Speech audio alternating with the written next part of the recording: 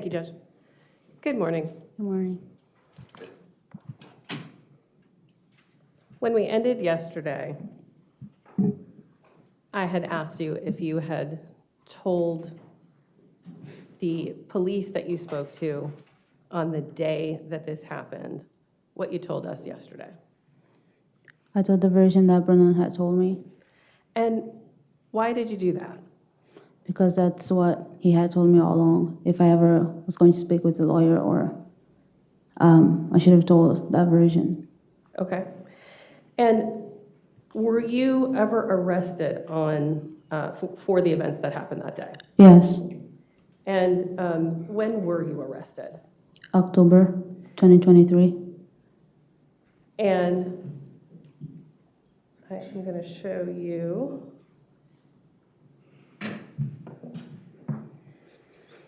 I'm going to show you Commonwealth 79, and I'm going to ask for it to be displayed to the witness and counsel only at this point. All right.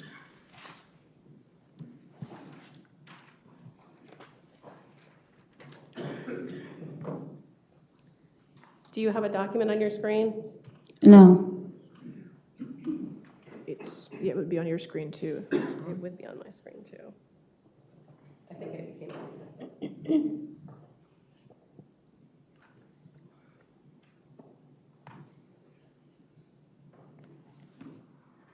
There you go. Do you have a document on your screen now? yes, Okay. I'm going to scroll through it so you can see it.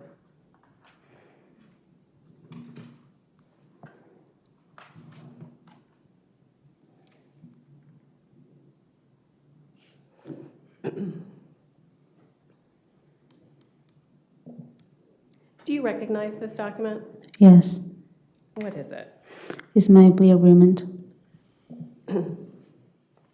Judge, at this point, I'd ask the court to enter Commonwealth 79 All right. into evidence, Any objection?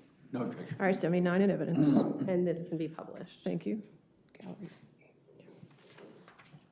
Now, I'm going to scroll down again,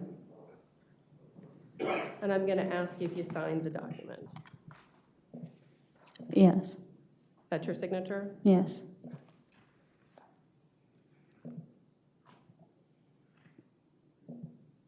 Can you read paragraph 5 for us aloud?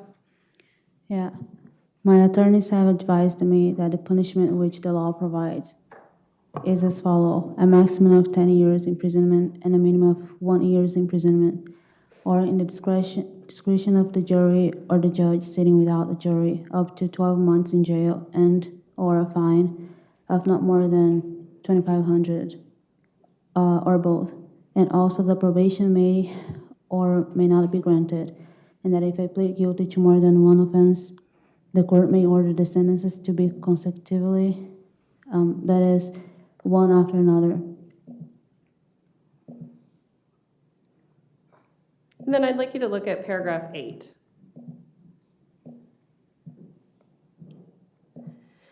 Can you read paragraph 8 aloud for us, please? Yes. The following plea agreement is the full and complete agreement between me, my attorneys, and the Commonwealth's attorney. The Commonwealth has amended count 1 of the indictment and will not cross count 2. The Commonwealth will recommend the defendant to be sentenced to a period of active incarceration, capped at the time served at the time of sentencing, provided she remains incarcerated until such time and conditioned upon the defendant's continued cooperation with the Commonwealth. All terms and conditions of the sentence shall be in discretion of the court. So, do you understand that this document tells us that you pled guilty to manslaughter? Yes, And do you understand that this document tells us that the maximum penalty for manslaughter is 10 years? yes, And is it your understanding that you can receive up to 10 years for this? yes, In this plea? Is it fair to say that you hope that you get less than 10 years? yes, And before you entered this guilty plea, did you have your own attorneys? yes, And were you able to discuss with your attorneys the options that you had with regard to your own case in this matter? yes, And were you able to discuss with them your option to have a trial, if that's what you wanted to do? Yes, And were you able to discuss with them options for a plea agreement, to talk about a plea agreement? yes, And when you talked with your attorneys, did they talk with you about all of the options that you had, the evidence in your case?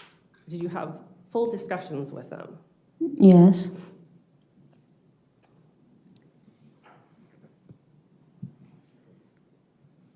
Do you know who paid for your attorneys? Who, what? I'm sorry. Who paid for your attorneys? Brendan's mother. And so you were arrested in October of 2023, and you entered your guilty plea in October 2024. Why did you wait a year? I'm sorry. Why did you wait a year?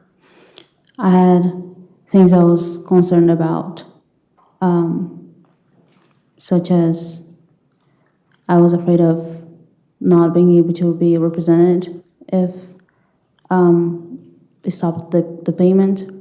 I was afraid of not having any way of communication with my family, my mom in Brazil, because I depended on Brenda's mother to do that for me. And So you said that you were concerned that you wouldn't have representation anymore. What do you mean by that? because once the payment stopped, I thought I wouldn't have Ryan as my lawyer and it would be just dropped out. And did that happen, or did Ryan continue to represent you? He continued to represent me.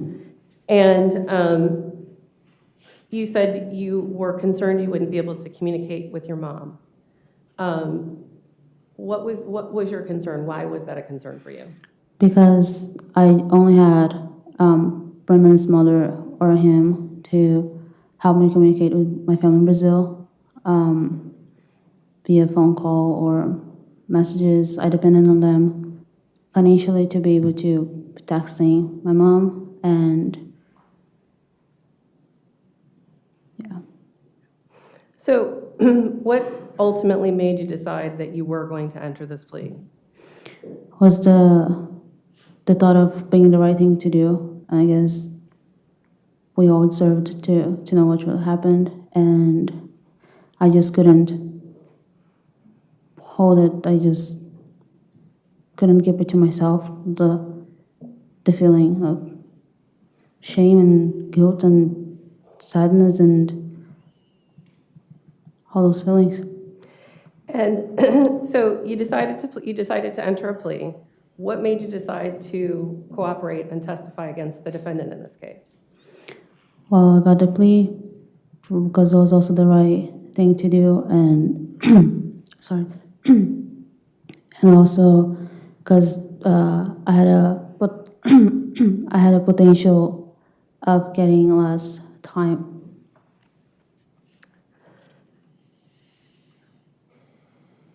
Between February 24th, 2023 and October of 2023, did you continue your romantic relationship with the defendant? Yes.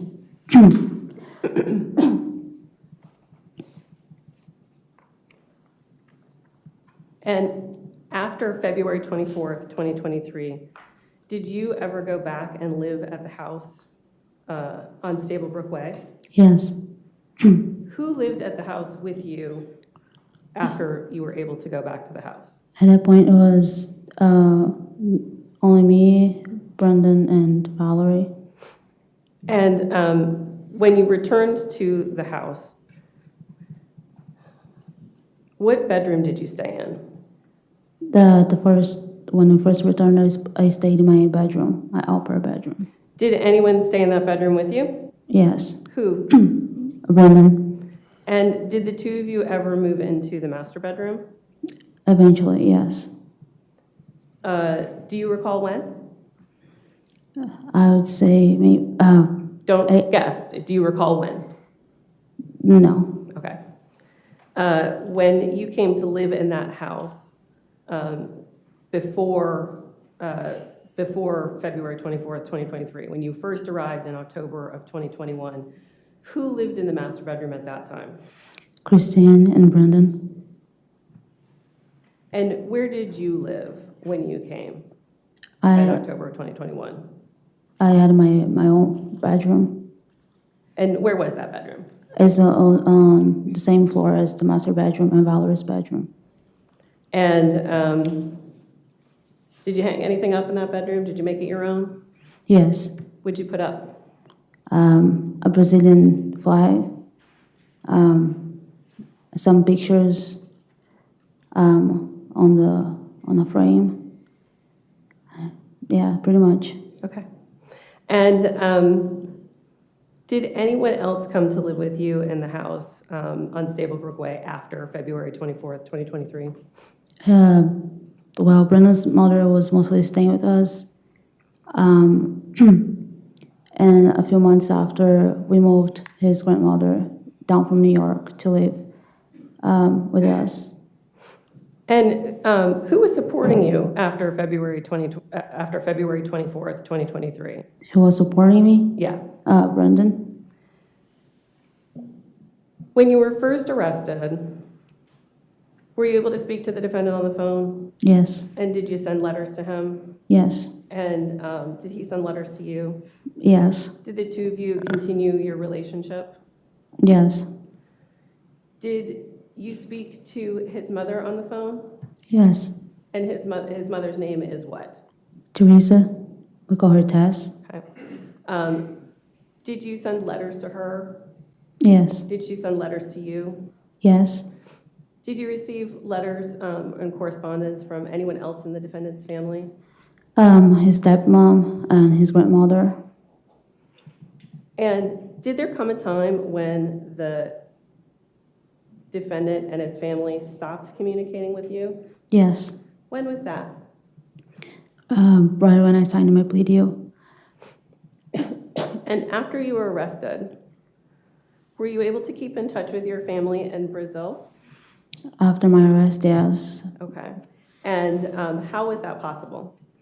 Through Brenda's mom. She used to help us to communicate through a phone call, and she would put money on my account so I can text with my mom in Brazil, my family. And did that support ever stop? Yes. When did that support stop? When I signed my plea deal. Judge, I'd ask for the court's indulgence at this time. Yes, yes, ma'am.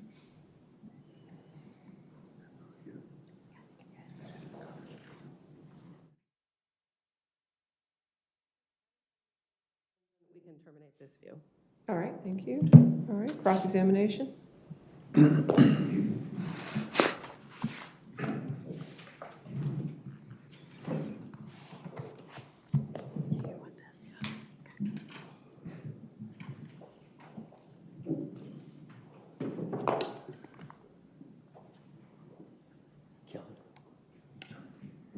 Yeah. Or do you want it back on? I'm going to go ahead and use mine. Out of the way. Yeah. Can I do that? Is that Well, sufficient? it's going to lock the screen. So you are going to project? Yeah. So do you need to connect? No, I'm going to do it with this one. So you need to connect? Yeah. Okay.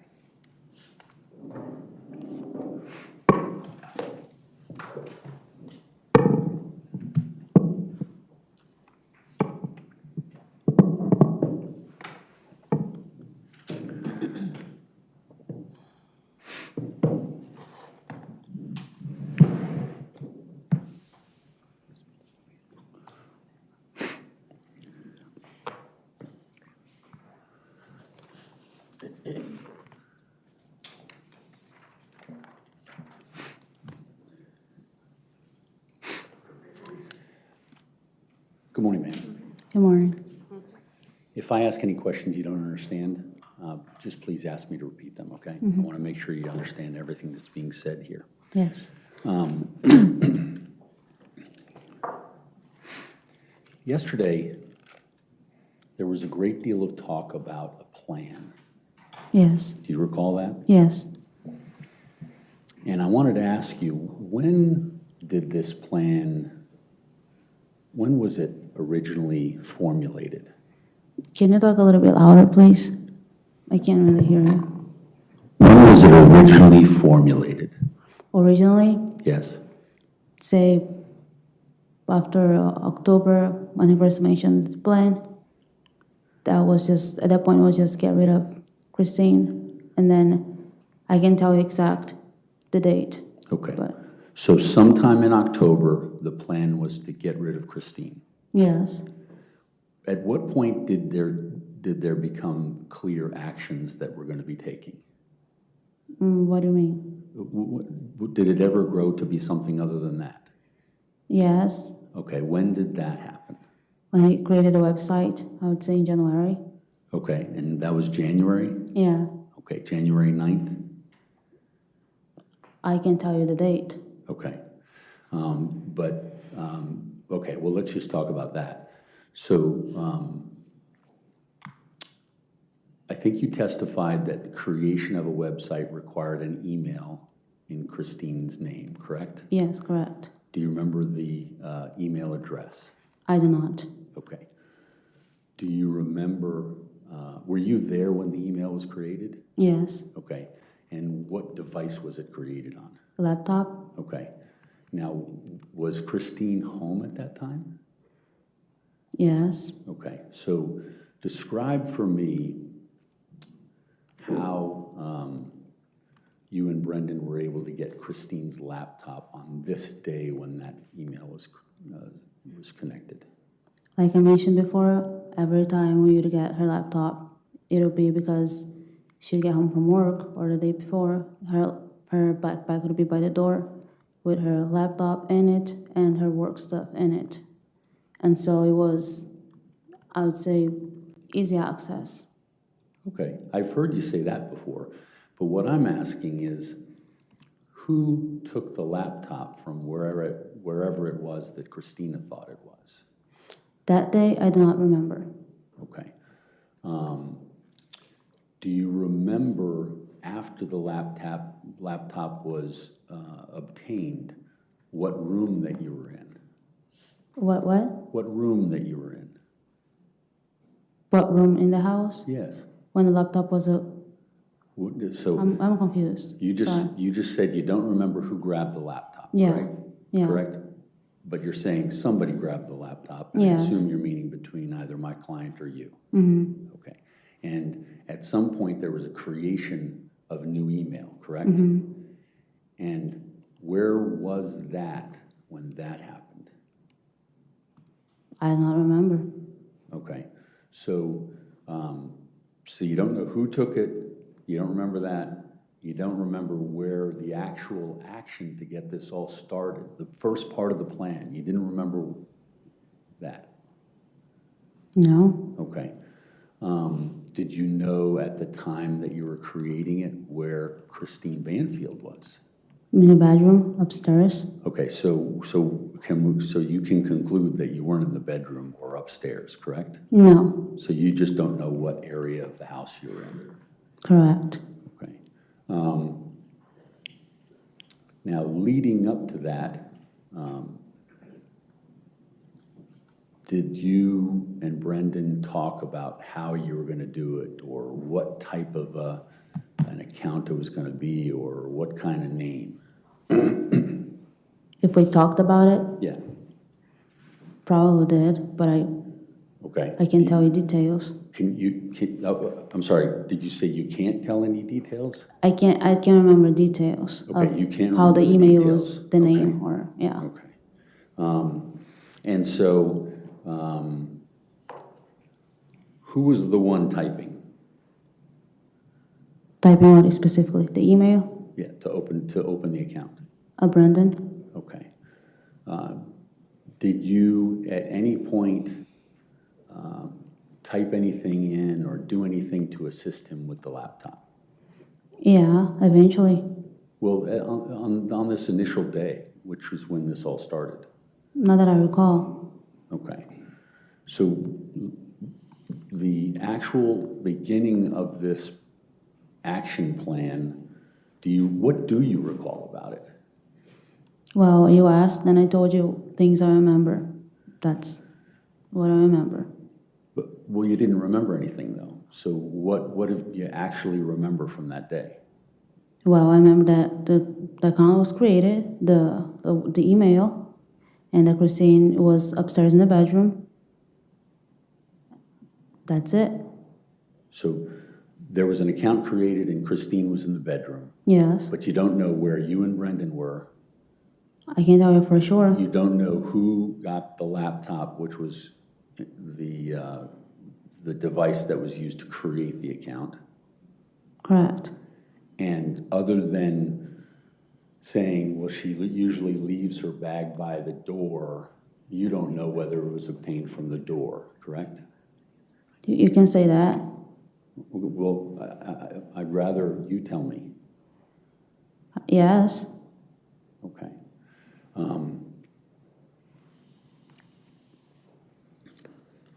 Now, we'll get back to that, but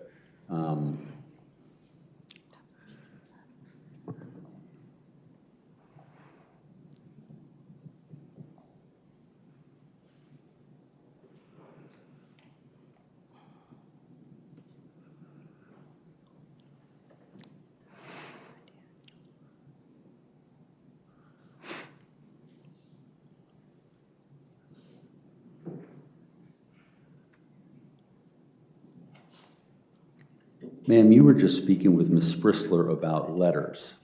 Yes. And that was a common way for you to communicate, correct? Yes.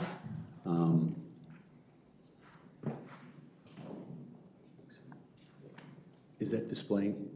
It's for- displaying just to the attorneys, and Okay, to okay. myself. If you would like her to see it, I just need an exhibit number. Yes, Your Honor, this would be exhibit number 1. Okay, and you want to display it to the witness? Displayed to the witness, please. Okay.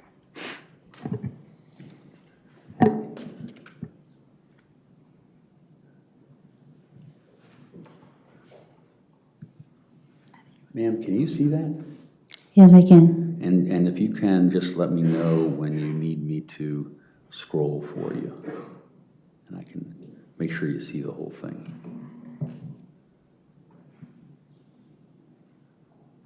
I can see it. Are you able to read that? The whole letter? Yes. Yes. Okay. I'm able to see it. Do you want to read the whole letter? Do you want me to? I want to make sure that this is your letter. Is this your letter? Yes, that's This is my a letter that you wrote, it looks like on December 8th, 2023? Yes. And that would have been about 2 months after you were arrested on this charge? Yes, Okay. correct. And calling your attention to the highlighted portion.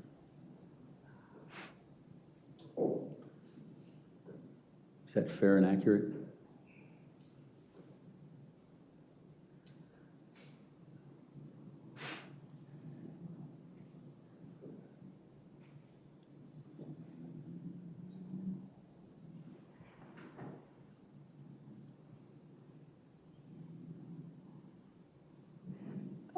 Did you ask something? I'm sorry, I was reading. I was asking you to read it, yes. Have you read it? Yeah, I read it. Okay. And the yellow portion there, can you read that, please? Yes. Well, now that you know, parentheses, I mean, they already knew, close parentheses, that I'm not going to cooperate with them. There is nothing I can do. So I don't know what they are going to use. I mean, everything they have and can. I don't know everything. I just have the feeling they might hold me here until my trial. It can take months, years. There are many theories of what had happened, set up by you, us, or I wasn't supposed to be there, and etc. Okay. In this letter, which you wrote, it suggests that someone from the Commonwealth had been talking to you about cooperating against Brendan. Is that correct? No, they never talked directly with me. Okay. How would they communicate that to you? Through my lawyer. Your Honor, that assumes that are not in evidence at this point. Overruled. How would they communicate that to you? Through my lawyer. Okay. And so this is 2 months after you were arrested. Mm-hmm. And were you given an opportunity to plead guilty and cooperate at that time? Yes. Okay. And what was it that they were offering you at that time? At that point, my lawyer had said that they were offering, in exchange for my cooperation, they would offer me a misdemeanor and I would be released on Okay. time served. Okay. And I guess, as I understand it, your lawyer communicated that to you, and then you made the decision as to that? Yeah, And what was your decision? that I didn't want it. Okay, so you rejected the misdemeanor offer Yes, based on what you knew? yes. Okay, thank you. Well,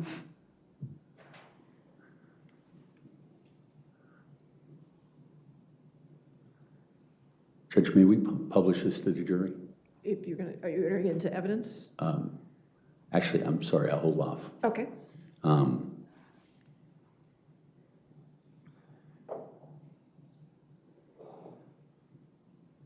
Ma'am, can you see the letter on your screen? yes, I can. Okay, that's going to be marked as Defense Exhibit 2.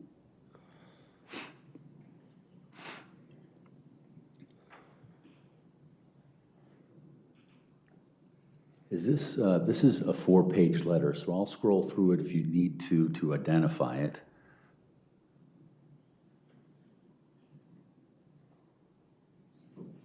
Tell me when you need to move.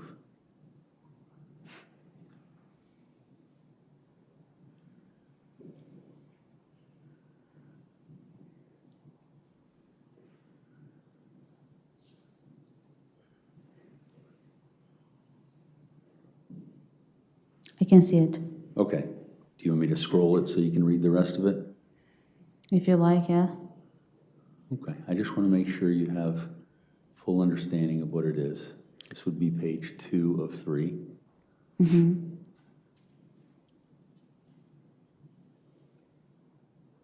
I see it. Okay. And this is page 3 of 3. I can see it. Okay. This looks like it was written on November 1st, 2023. Is that correct? Correct. Okay. And that's your signature down at the bottom?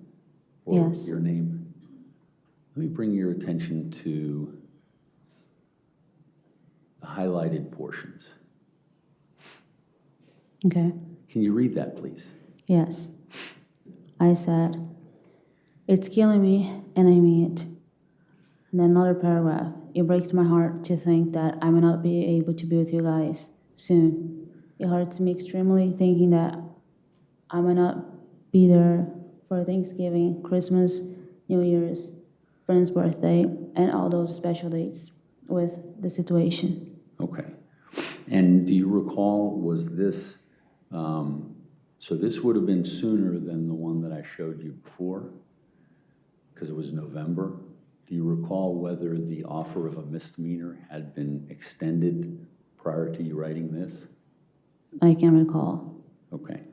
So you don't know whether it was before writing this or after writing this? I can say for sure. Okay.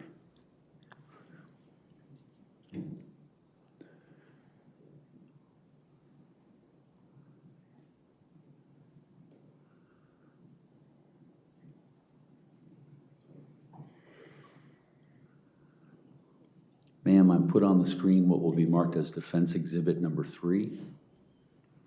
Can you see that? Yes, I can. And this appears to be, well, you tell me. I don't want to suggest anything to you. What's the date at the top of the letter?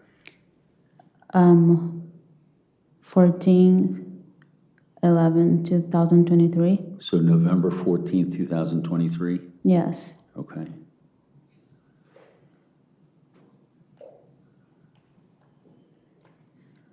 And did you get a chance to read that first page?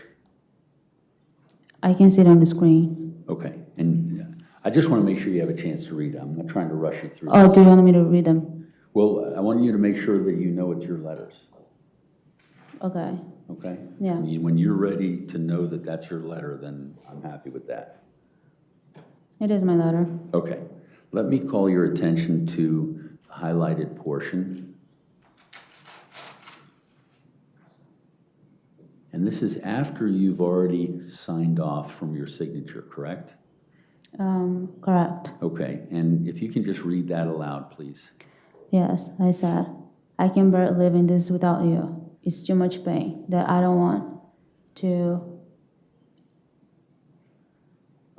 live like this. I can't. I just don't want to feel this way anymore. It's a torture. I love you more than anything. Okay. And can you describe for the ladies and gentlemen of the jury, what is the feeling that you're talking about and what is the torture that you're describing?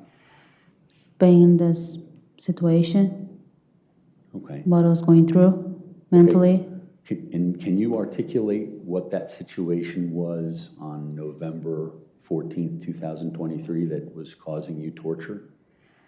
It's being away from my family. It's being in a situation I've been in for the past 2 years.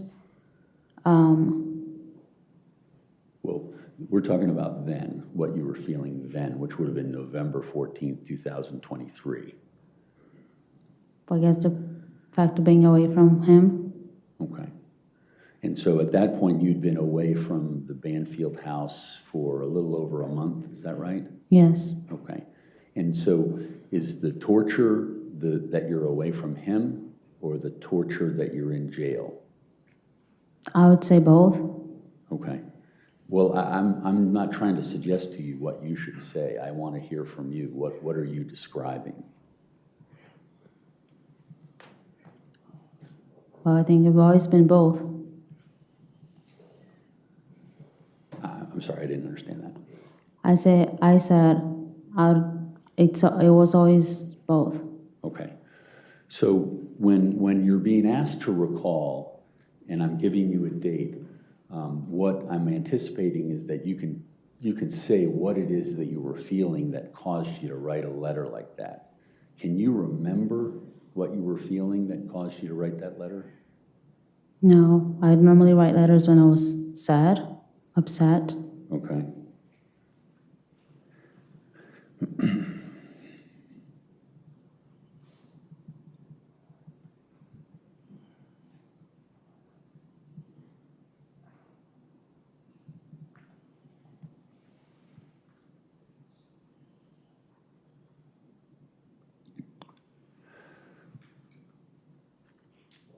Ma'am, do you see a new letter up there on the screen in front of you? I do. And it looks as though it's October 15th, 2023. Is that correct? Correct. Okay, and is this a Oh, letter? I think it was November. Oh, I did say October. Sorry, November. Yes. And it says, "Hi, Mimi." Can you describe who that is? It's Brendan's mother. Okay. And so this is a letter to Brendan's mother, like the second one that I showed you. Yes. Okay. And can you just look at this and tell me whether you know that to be your letter that you wrote or not? It is the letter that I wrote. It's the letter you wrote? Okay, Mhm. good. And if you could, I'm going to scroll down to make sure I catch all the highlighted portions. So let me start with the first page there. Can you read the highlighted portion there? Yes. So what if they don't let me go home for now or so long? What am I supposed to do? I said it before, how disturbing my thoughts have been recently. I'd rather to die than live like this, live with this pain. It's too painful for me. Okay. And that's obviously very serious language for you to write. What were you experiencing that caused you to write that particular portion of the letter? Depression, Okay. and I just didn't want to live anymore. Okay. Now, in terms of the procedural posture of your case, had you had a bond motion at that point? I don't remember exactly the times I've had bone motion, but I did have a few. So you were arrested, was it October 8th? October 2023, yes. Do you remember the day? October 13th. The 13th, sorry. Mhm. And I imagine soon thereafter you had a bond motion, correct? Yes, And you were denied that bond motion? yes, And did there come a time where you had a bond motion in the circuit court? yes. And when would that have been in relation to November 15th, 2023? Say it again? November 15th, 2023? What about it? I When- didn't hear it. Or When would the circuit court appeal of the bond motion have occurred in relation to November 15th, 2023? when? Yeah. Do you know? Can't know. I can't recall. Okay. And so you don't know whether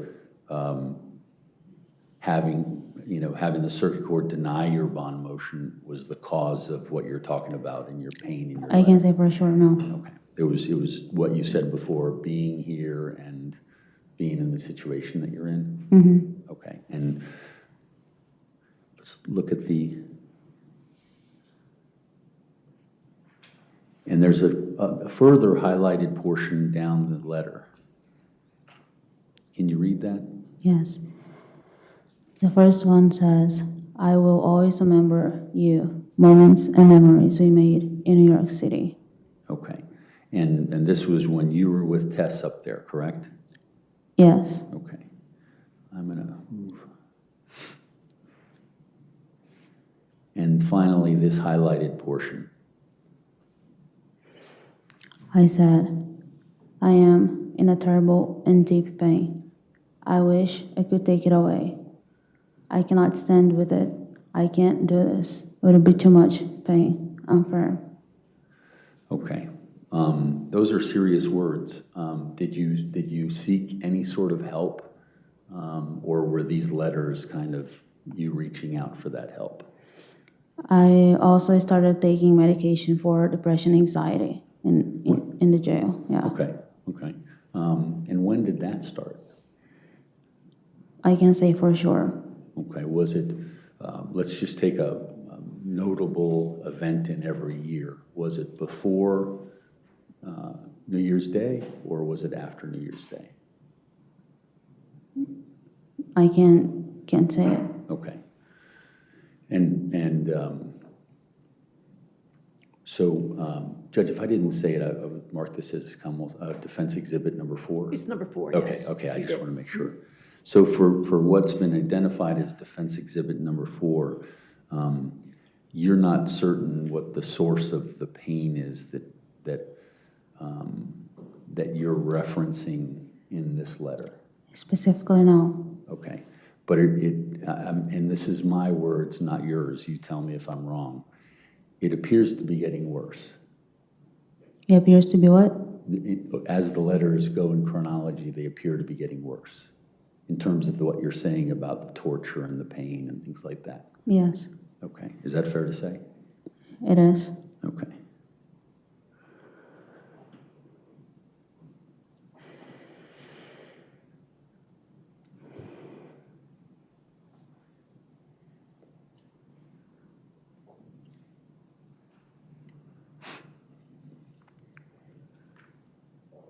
Your Honor, the letter before you, I'd identify as defense exhibit number 5.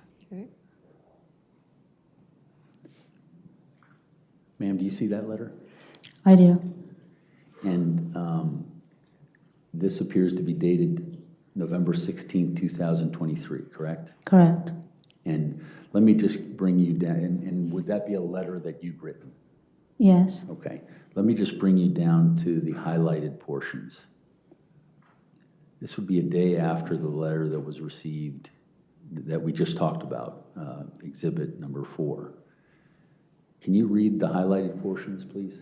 Yes, the first one says, I cannot bear living without you. And Okay. the second highlighted is, I'm trying to be as strong as I can be. Okay, and let me just, I'll scroll down for you, so if there's any further.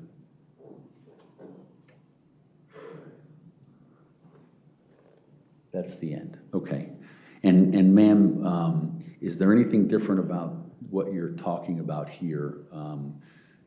It's not talking necessarily about pain, but it's talking about bearing living without, living in the jail without him? Living in what? You say, I cannot bear living here without you, Oh, yes. okay? And was that based on what you were experiencing in the previous letters? Yes. Okay, the same thing, or was there something new about this particular letter? Well, for me, it's the same thing. I guess it's just get confused. I guess messed up with words, how to describe them. But Okay. So it appears that up to this point, and I'm going to try to keep this moving along, everything appears to be kind of going back to the same thing that you've already testified to. So I'm going to show you letters. If something changes as to why you wrote certain things, can you tell me that? I'll ask you the question, but I just want to keep moving along. yes. Okay?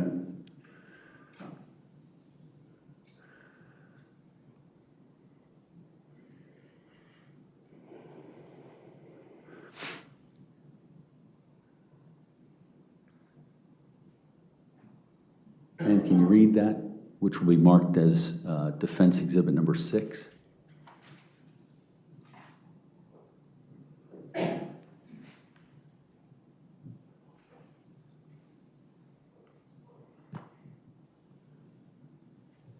Sorry, were you able to read that? Yes. Okay, and was that a letter that you had written? Yes. And who was that addressed to? Brendan. Okay, and can you read the highlighted portion for me? Yes. It says, during the day, I just feel like crying, sad, depressed, racing thoughts, heart pounding, and I can't sleep. And this is exhausted, physically and emotionally. I feel drained, no strength anymore, no courage, no hope. It feels like a personal hell in life. Painful, torture, disturbing. And I don't want to live or to feel this. Better take my life in trade of the pain. And the next it says, it's killing me. Okay. It sounds like this is getting worse in terms of the things you're saying. Does that the way it sound to you? Sounds like it, yes. Okay. How were you, what were you feeling to make you write a letter like this? I think it mixed feelings. Like I said again, it was a lot to hold in. Okay. And was there anything greater or lesser than what you had said about the previous letters?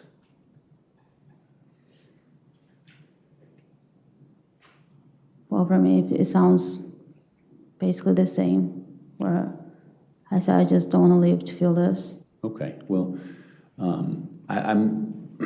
it's not necessarily to interpret the letter that you see now. It's actually what was the feeling that you had when you were writing the letter is what I'm asking. Well, clearly not good.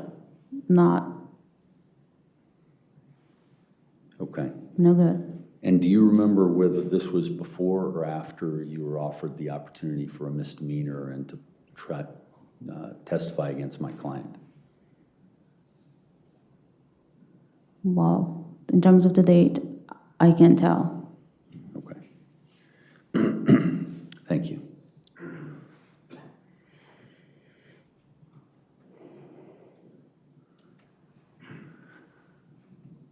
Ma'am, can you see the letter that's on the screen? Yes, I can. And if you'd like to read it and just tell me if that's a letter that you wrote? Yes, it is. Is- Exhibit 7, is that correct? I believe, yes, it's 7, Okay, Judge. thank you. This will be identified as Defense Exhibit 7, but if you could just please read the highlighted portions. Yes. It says, I don't want to live this. I don't want to keep living, keep going. And the other highlight says, I just want this to be over. In one way or another, good or bad way. Okay. And this would have been probably, let me see, would have been 3 days after Exhibit 6. Is this more serious, or is it the same as what you were talking about? It sounds the same to me. Okay. Did there come a time when you sought help within the jail? Yes, Okay, and that's where you got the medication from? yes, And would it be fair to say that these kind of statements weren't in your letters at some point after you had done the medication? these letters what? I'm sorry. So I'm just trying to understand. You sought help, they provided you medication. Yes, And is the medication specifically related to the pain and the torture that you're talking about in these letters? it was related to all that I was feeling, all the feelings I was carrying with me.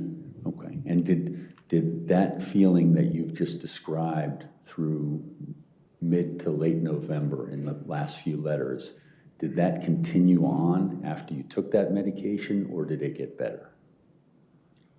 It made it better in a way, I guess, that I felt numb. Okay. Thank you.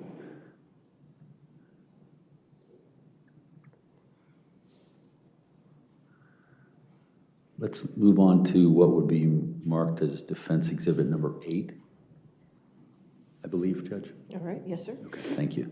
Can you read that, ma'am, just to tell me if that is your letter?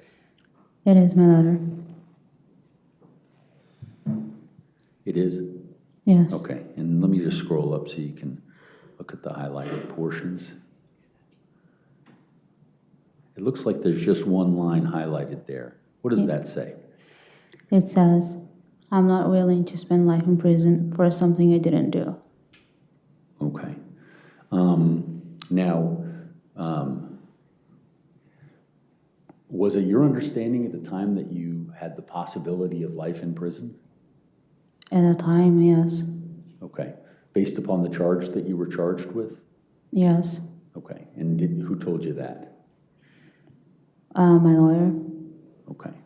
And let's just talk about that particular area of the letter. Do you remember, so you're talking about something that you didn't do. Are you talking about this case? Yes. Okay. And so at that point, you were in jail and you wrote, I didn't do this. Yes. Is that right? Yes. Okay.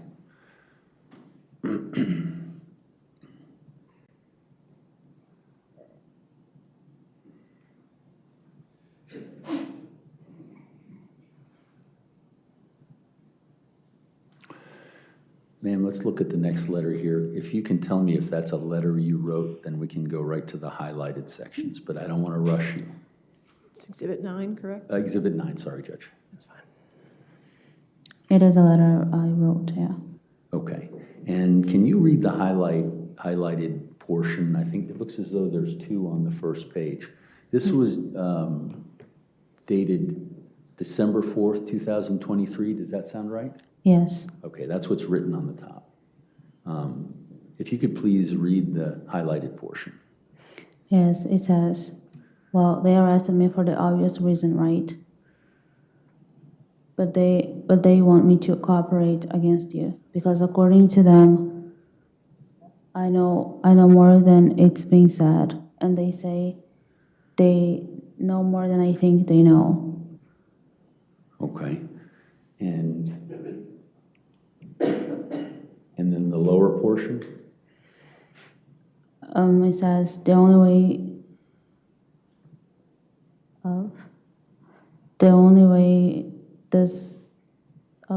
I'm not sure what I said either, but the only way this case is not going to trial if they drop the charge, and we know they won't. Okay. And that's, do you recall whether or not you've said this statement, the first one, whether you had met with the police or the prosecutors at this point on December 4th? No, I have not met with Okay. them. So this information comes from when you and your lawyer were talking? Yes, Okay. And then you wrote a letter to Brendan about that? yes. Okay, what was the intention of that? The letter, Yeah, to let him know what it was.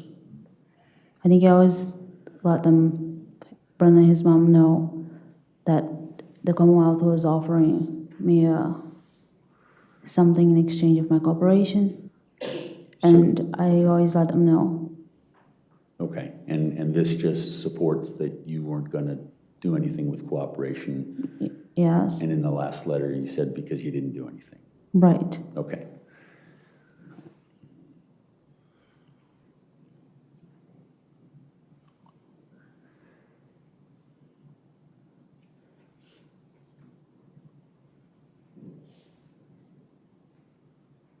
I'm sorry, I think I may have hit the same one. Was that number 8, Judge? That was number 9. Number 9, And that okay. is the same one on your screen. Okay, sorry. Ma'am, can you take a look at this letter and read it, make sure that it's something that you authored, and then we'll look at the highlighted portion. Is this Exhibit 10? This would be 10, yes, thank you, Judge.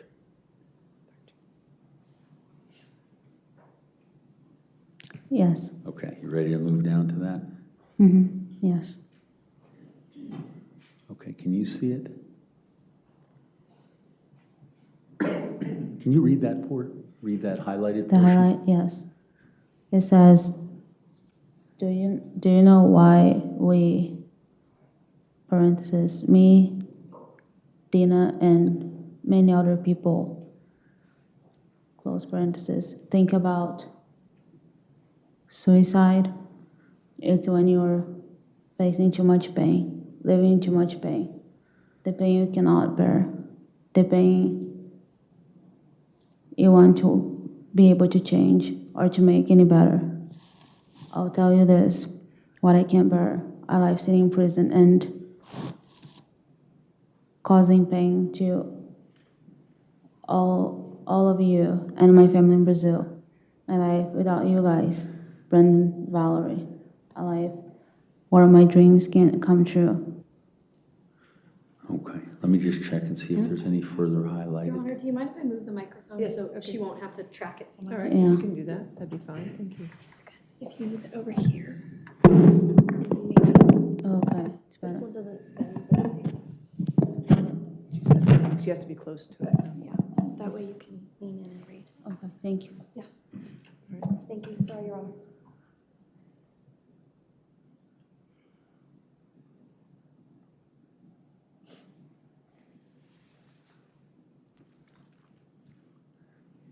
Ma'am, can you see this letter? Yes, And this would be marked as Commonwealth's, I'm sorry, Judge, bad habit. Defendant's Exhibit number 11. Yes. Is this a letter you wrote? yes. Please read the highlighted portion. Yes, it says, they want me to cooperate against you, your son. Since the beginning, they've told us they could make,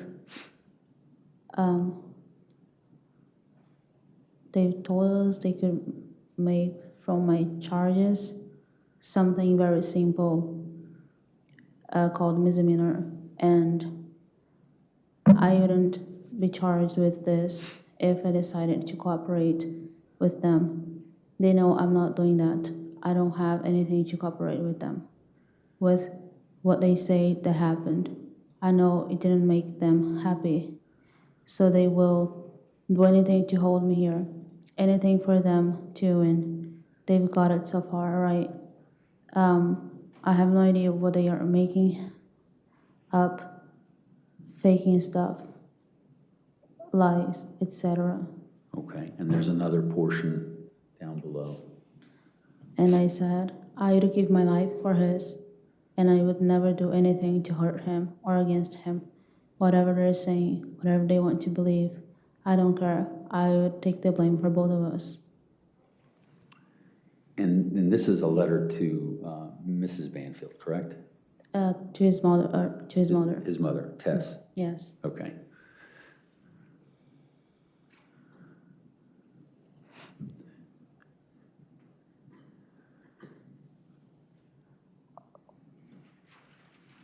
Ma'am, look at, if you could look at the screen, do you see a new letter there? Yes, I do. Okay. Can you read that to determine if that is your handwritten letter? It is. And can you look at the highlight portion? This would be Exhibit 12. Thank you.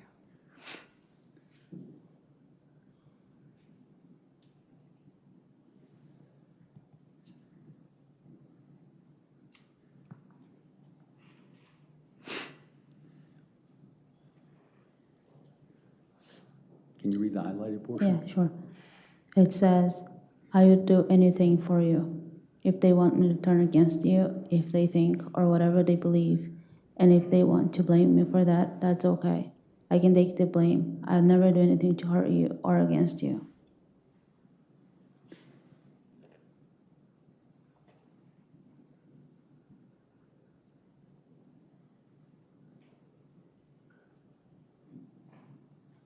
Now, just to kind of break away from that for a second, the letter's date is January 3rd, 2024, correct? Correct. Okay. And in 2024, you had been charged with 1 count of murder and 1 count of use of firearm in the commission of a felony, correct? Correct. And that's what we saw in the plea agreements that they just showed you that had been dropped, correct? Correct. Okay, but you were charged with a warrant of arrest, so you had a preliminary hearing at some point, correct? Correct. And when did that preliminary hearing, what month of the year was it in 2024? If I remember right, it was around March. If Okay. I remember right. If I told you it was April, would that sound right? In my mind, I have March, but Okay, that's fine, that's fine. So you knew there was something coming ahead which was important for you, yes, correct? And so, and is it fair to say in your communications with your lawyer and you're learning about this case, you were receiving discovery from the Commonwealth? yes, Okay, and so when your lawyer would get discovery, he would provide discovery to you, is that right?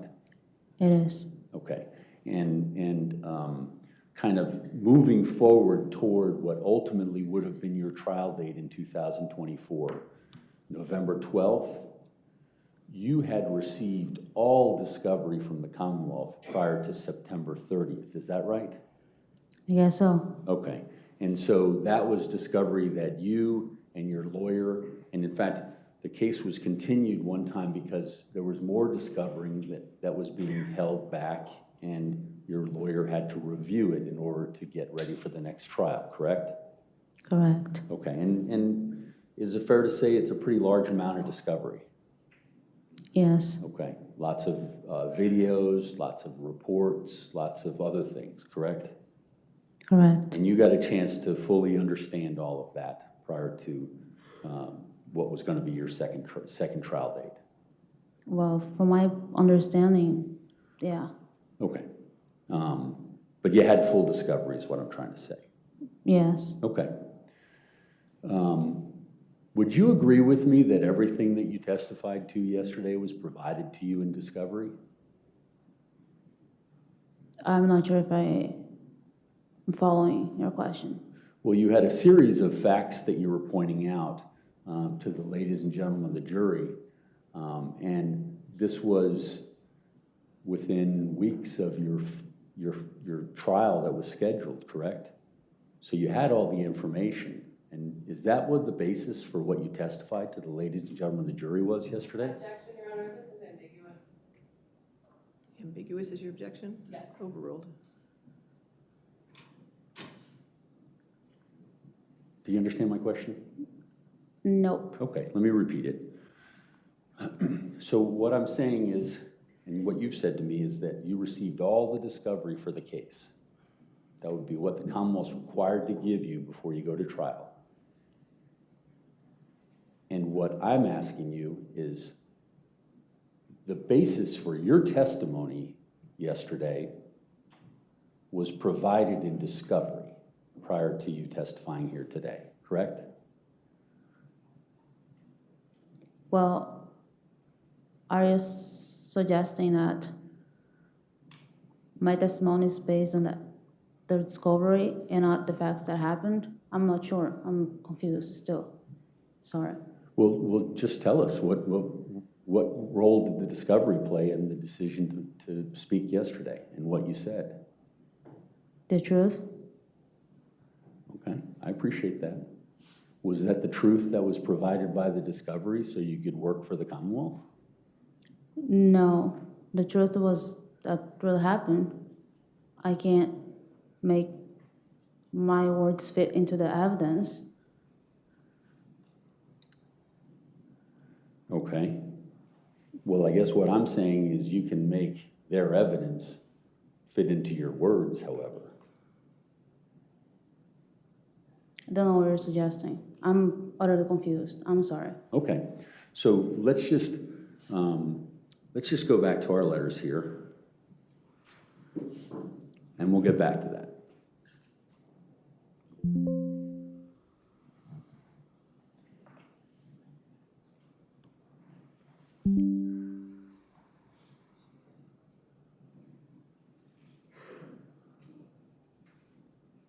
That's Exhibit 12.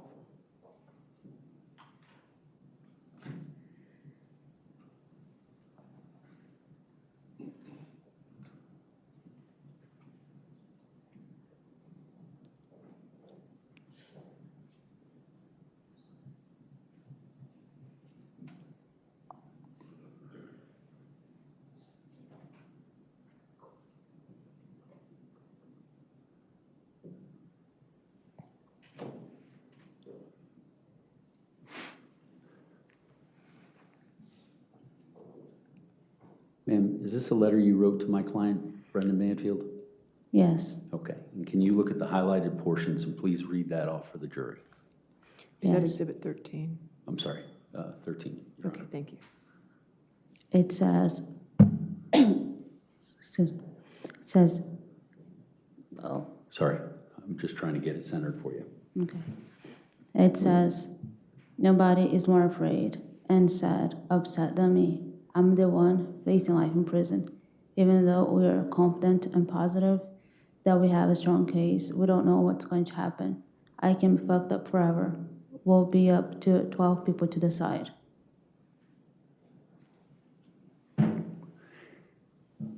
Was this before or after your preliminary hearing? Like I said, I do not know the date. Oh, sorry, let me show you. I mean, I do not remember the date of my preliminary hearing, so I can't tell for sure whether or not it's after that. Okay. But your letters seem to be changing tone. You're talking more about the case at that point. Would that be a reason why you, either the preliminary hearing had come or was gone? I'm not sure. Okay. Thank you.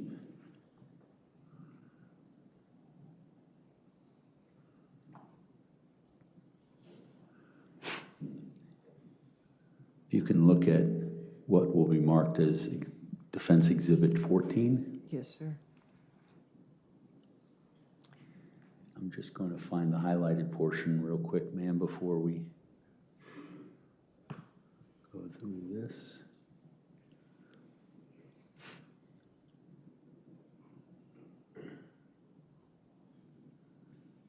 Okay.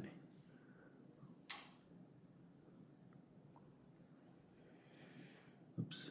I don't think we want that there.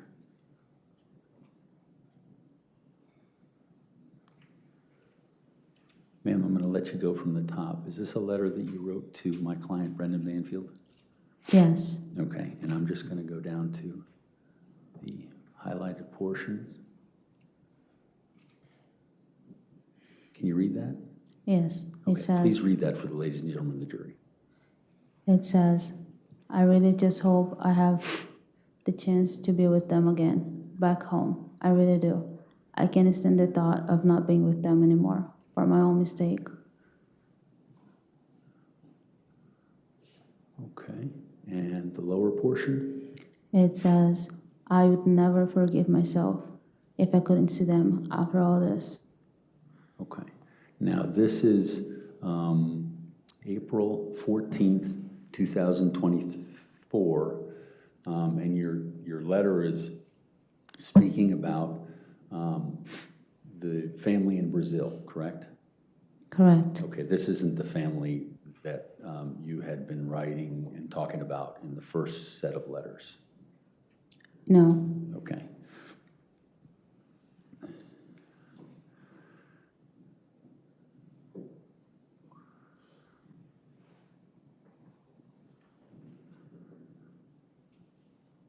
Is that showing up on your screen, Judge? Your files, yes. Yeah, I don't want that.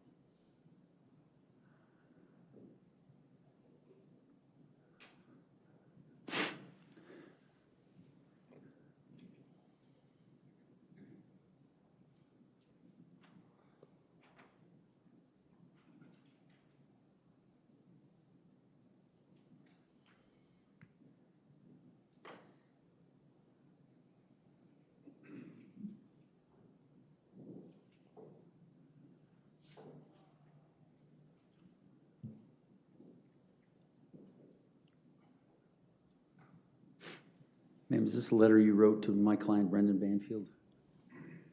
Yes. Okay, and can you see the highlighted portion? This would be 15 for the record? 15, yes, thank you. Okay. Yes, I can. Can you read that, please, for the ladies and gentlemen of the jury? It says, sometimes I just think to myself, like, I can't believe I'm facing life in prison for someone. Then, things weren't supposed to be this way, right? But people are stupid, including me, and make mistakes, act without thinking. That's all I did. Okay, and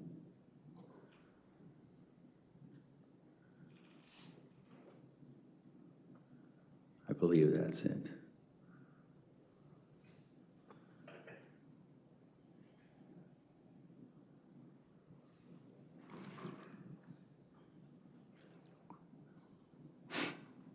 Ma'am, can you see the new letter that's on the screen right now? Yes, I can. Looks like it's July 24th, 2024. Correct. And it appears it's a letter from you to my client. Yes. Okay, and, Exhibit 16? sorry, exhibit number 16. Okay. And can you read off the highlighted portion? Yes, the first one says, I wanted to make sure you get this letter through Ryan. Okay, and what about the remaining highlighted portion? It says, I would feel if we were able to get a guilty plea for me, that would be pleaded guilty for voluntary manslaughter plus time served, plus not testify against you, plus deportation. Well, that actually sounds good if he gets it for my case instead of facing a murder charge, plus sentence. Okay, and so, and I'll just get this other portion down.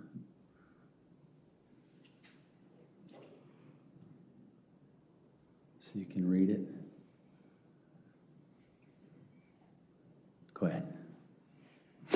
It says, because since the beginning, what they tried to get from me was for me to testify against you. So maybe they would give us that under the condition if I turn against you. A lot of people end up turning against the other person. They either broke down after a few months in jail or they got a good deal for their sakes. Okay. And I'm just going to make sure that there isn't anything else. And so July 24, 2024 is a different sort of communication with Brendan, correct? Correct. Compared to, you know, the torture and the pain and then the stress of a trial and all that sort of thing. You're talking about a resolution at this point. Yes. And who suggested that to you? Suggested what? The resolution that's described in this. That's something I was thinking. Okay, so you came up with the idea? Yeah, they never offered me another plea where I wouldn't testify against Brendan. Okay. That was my mind. They offered you a trial unless you testified against Brendan. Pretty much, yes. Okay. And you didn't feel very good about going to trial, correct? My lawyers never expressed any concerns relating going to trial. They were very confident. Okay. How did you feel? I feel as any other person would feel going to trial. Being in a situation like mine, I don't think people feel very happy about it. Okay. So your answer to my question is that you weren't happy about it? Nobody is. If you're being in a Okay. situation, I'm just asking you to answer my question, not to all right, say it in no. that manner. So you didn't feel confident in the evidence that was going to be presented on your behalf? I just didn't feel confident, yeah. Okay.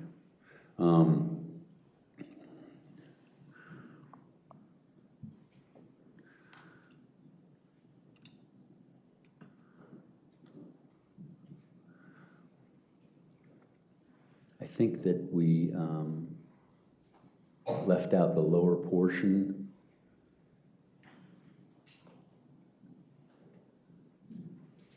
Of this letter. Did you read that? I already read that one. Did you already read it? Okay. Yes, I did. Okay, I'm going to move on to.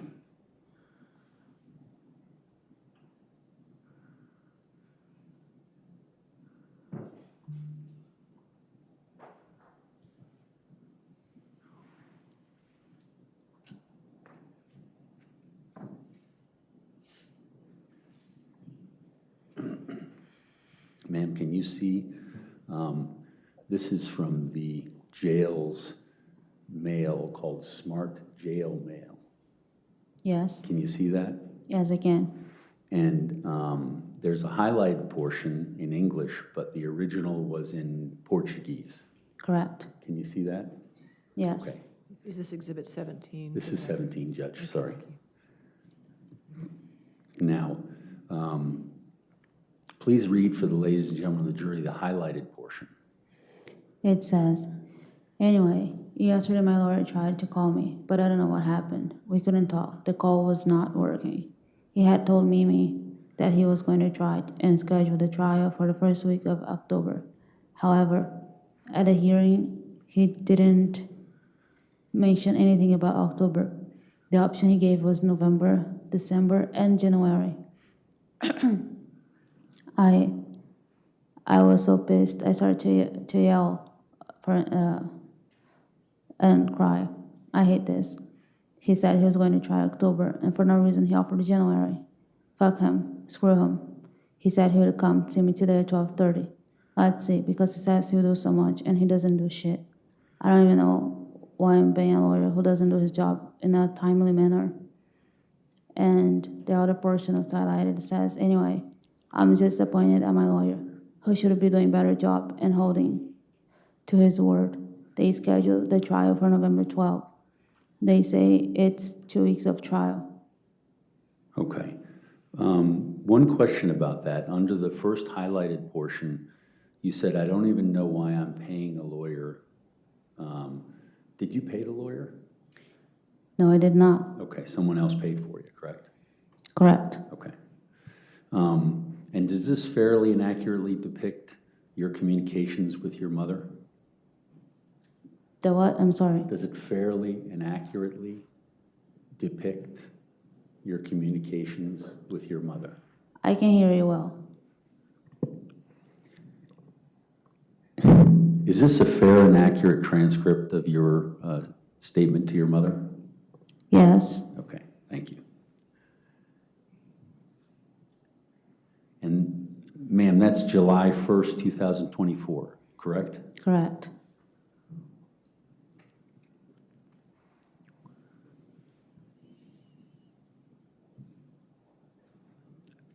Can you see this new message marked as Defense Exhibit 18? I see it. Can you read that, please? Yes, it says, my lawyer came to see me. He said he's scheduled for November because my female lawyer was unavailable in October, and he can do it without her. Anyway, this made me even more pissed. But what can I do? I can't do anything. It's too late. I didn't really want to talk too much to him today. I'm so pissed off.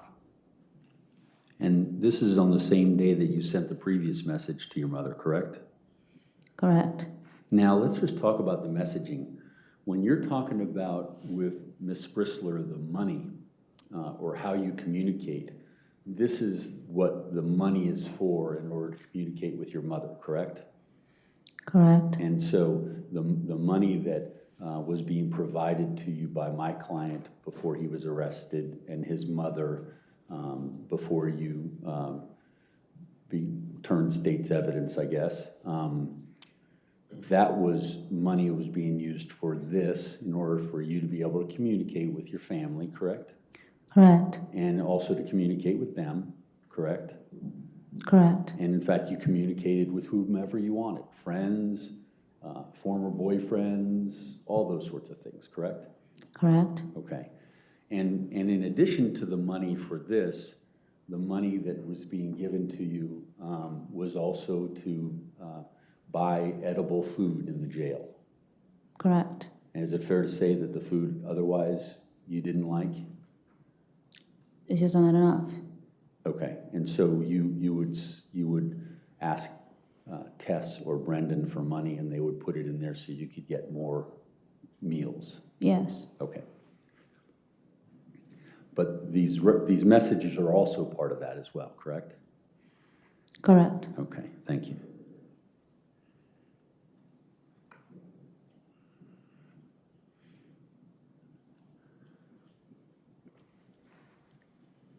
And here's a message to your friend Paola, correct? Yes, correct. Okay, and is that a message that you wrote? Yes. Can you please read that to the ladies and gentlemen of the jury? It says something you can't really read, and then it says with my lawyer, due, that he changed my trial date for it to start on November 12th. We had a hearing on Monday to get it scheduled. Anyway, I'm very frustrated and upset, satisfied with my lawyer. And thinking back now, I think he already knew all along that it wouldn't happen in July, that in April, they agreed for the trial to be in July, so just to have a date. But my lawyer already knew he wouldn't be ready. I think that's what upsets me, that he has been super slow lately.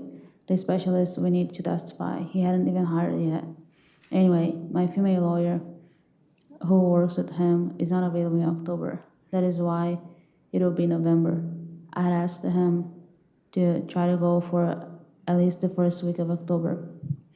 But I think all this time he already knew it. It's unfair because everyone was anxious with expectations. We were so close, and he took the hope away from me. No matter how much he promises to take me home and knowing that I am innocent, it doesn't change the fact that I feel neglected.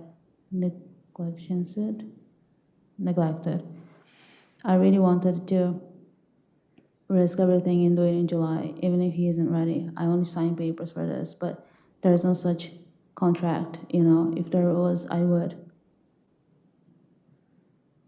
Okay, And so this is after the continuance of the first trial date, correct? Correct. And the scheduling of the second trial date. Yes. And that was the one that was the trial date that you were going to trial until you decided to accept the Commonwealth's deal. Correct. Okay.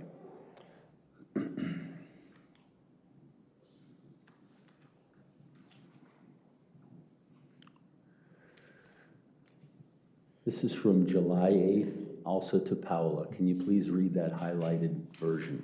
That's Exhibit 20 now, right? I'm sorry, 20, yes. It says, yeah, I'm really disappointed at my lawyer because I expected the prosecutor to try and delay it as much as possible, to make fun of us. But this time, it was my lawyer's screw up. And no matter how much he wanted to postpone, it didn't have to be almost 5 months, right? That's too much. He's being paid, Joe, and he's very expensive. He has a lawyer working with him. He says that we need a specialist, blah, blah, blah. But all this time, and he hasn't done anything. I told him that Brendan's mother could help him find the right person by making calls, checking who is available or not on the date of my trial. I said that we could pay someone else to help him prepare if he needed it. I don't know what else to say to him. Anyway, I'm sure he knew it all along, and that's what stresses me out, because he made everyone anxious and hopeful for nothing. I prefer that he tells me the truth all the time.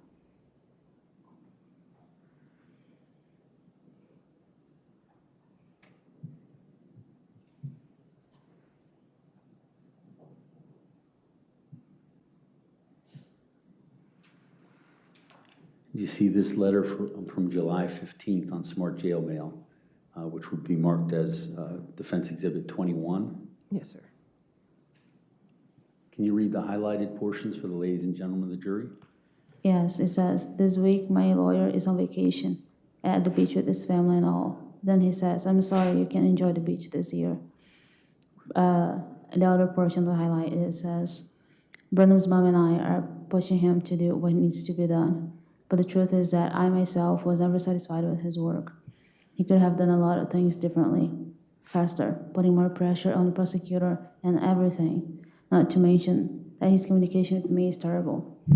And the other part of the highlight says, but that's it, I don't have any news. After all, my lawyer is enjoying it. After all, my lawyer is enjoying his vacation.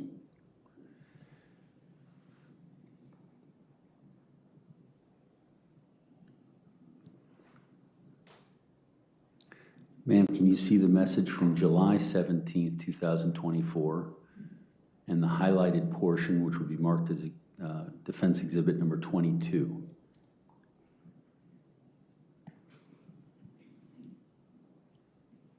Is that a message you wrote? Yes, Okay, and that was is it to your mother? yes. Okay, can you read that highlighted portion? It says, and about your lawyer friend, he's right. But I can't force my lawyer if he says he's not ready, right? And he's there chilling at the beach with the family, enjoying his vacation, right? And so that the substance of that message is you're essentially asking your mother about whether that's right to continue a case because you need to obtain experts or you need more time in order to prepare.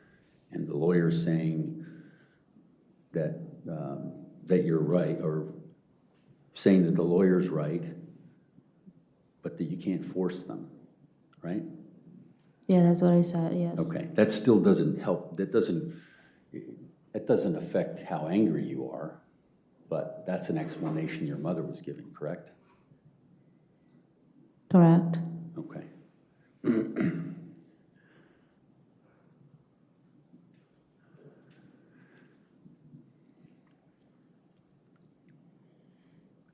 You see the new message, July 20th, 2024? Yes, I do. Okay, and can you read the highlighted portion?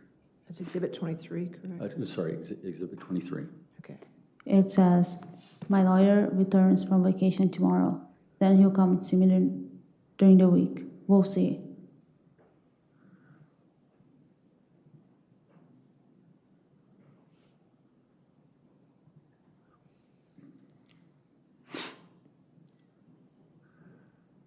See the Smart Jail mail communication, July 25th, 2024?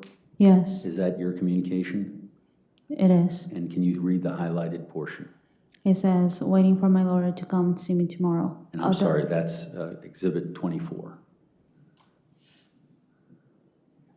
Sorry, I interrupted you. I want to make sure I got That's that. fine. Ma'am, go ahead and read that.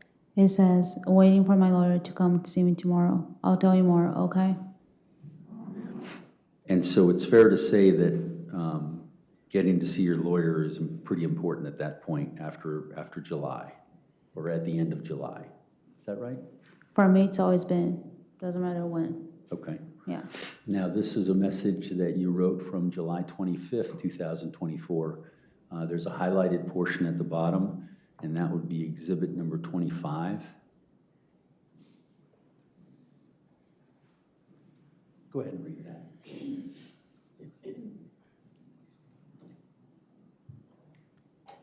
Can you go ahead and read that?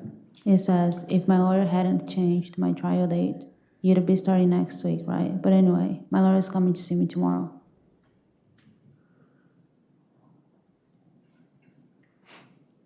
Ma'am, I'm going to have you look at what is going to be marked as defense exhibit number 26. Can you read that highlight portion? Yes, it says, and my lawyer didn't even come to me at all.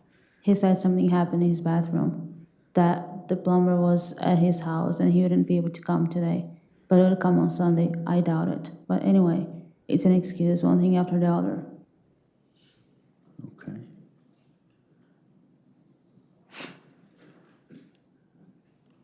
Ma'am, can you see your communication with your mother dated 7/27/2024? It would be Yes. defense exhibit 27. Can you read the highlighted portion? It says, but that's it. Let's see if my lawyer comes to see me tomorrow. Mr. Carroll, do you have many more letters? Or Do I have any more? many more.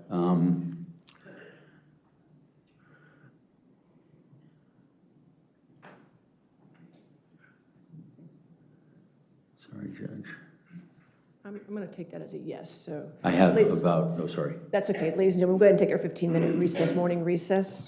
All right, so we'll get back at 11:45, so just don't talk about the case and don't do any outside research, okay?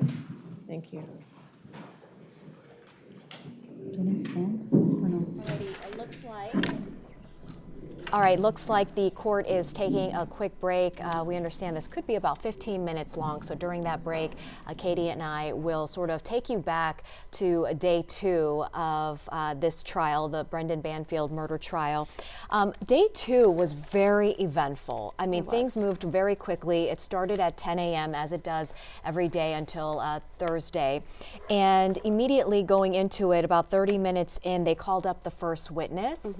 And we heard from, of course, Juliana later in the day, but we also heard from a couple of officers responding to the scene that day and the medical examiner and records, the woman who maintains the 911 records. Right. And we also saw, you know, the body camera footage of Juliana at the home. We saw the body camera footage of the officers taking the little girl out of the home. We also heard the 911 audio, those 3 calls, the call initially where Juliana doesn't say anything. And when you hear her testifying, she mentions that moment and she tells the jury that she made that call because Christine had yelled to her, Juliana, call 911. And this is after Brendan had allegedly shot Joseph Ryan. So she made that call and she told the jury that she looked over and she made that call because Christine told her to, and Brendan went like this. So that's why she hung up. And she also confirmed that that awful sound you heard in the background was likely Joseph Ryan. And then that second call, about 15 minutes later, that's when she started speaking to the dispatchers. She did testify that Christine, so during Juliana's testimony, she said that Brendan planned the scenario for another man to break into the home, tie Christine, harm her, rape her, and then Brendan would come in and look as if he is the hero. That is what she testified in court yesterday. She testified that Christine yelled he had a knife. that Joseph Ryan had a knife. Right. Which he did. So he shot him. Right. So when I say he, Brendan shot Joseph, and then got on top of Christine and stabbed her. Now, referencing what you just mentioned, that Juliana then shot Joseph, was because she was crouched on the ground, afraid, and saw him move and Right. shot him. And she So talked that about is that what a lot, yeah. unfolded in court yesterday. I mean, we really got to some of the meat. Overall, I would say, Katie, I don't know what you thought, but the courtroom seemed very stoic.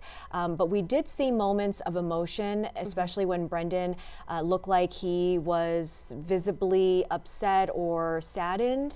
Yeah, we saw a lot of that happening yesterday during the 911 calls, but we also saw him intently watching Juliana as she was testifying, especially when she was talking about the details of what she says she saw unfolding inside of that master bedroom that morning, which was obviously extremely graphic. So again, we do want to warn you that a lot of what we're talking about and what you're seeing is graphic in nature.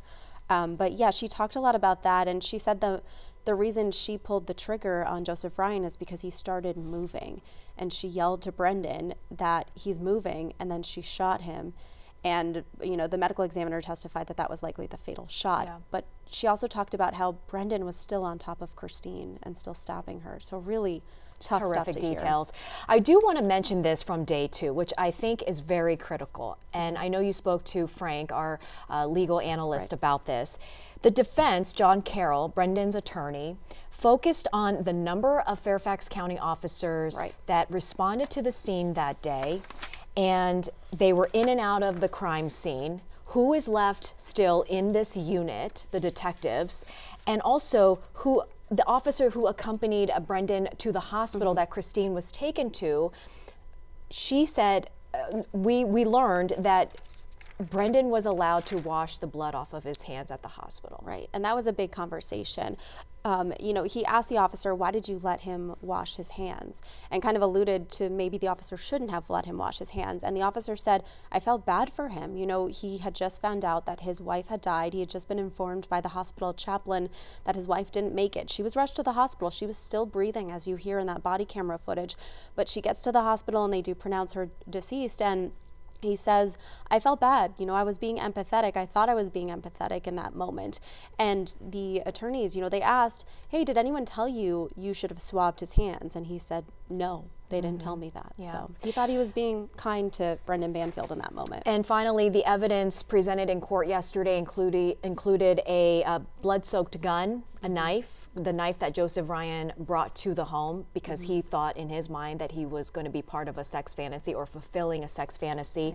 And all of that is sealed evidence. We did not get to see it. Just the jury, along with whoever was on the stand, got to see that. So now here we are, day 3. Court started right away on time at 10 a.m. And already we wasted no time. They dived right into having Juliana back on the stand. Although, let me back up. She did take the stand for the final moment of the courtroom hearing for nearly 2 hours. Yeah, she was sitting there. The stand around, what, 3:15, I believe. She took the stand, and they pushed her pretty intensely, and they continued to speak to her until 5 o'clock yesterday. But then we saw the prosecution continue that conversation with Juliana today until around 10:15. So quite a bit of time was spent with Juliana. And, you know, I do intend to ask Frank Salvedo, our legal analyst, about that, because we talked at length about how he didn't expect Juliana to take the stand yesterday. I don't think anyone did. Because she is the key witness. Right. And why would you put your key witness on day 1, or day 2 technically, but day 1 of opening statements and all these witnesses? And so that was pretty interesting to see. So I am curious to see how he reacts to that.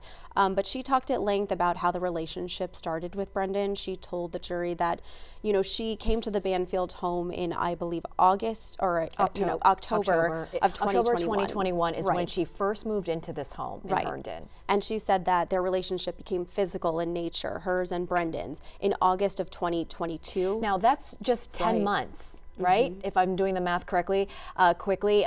That's 10 months this relationship evolved.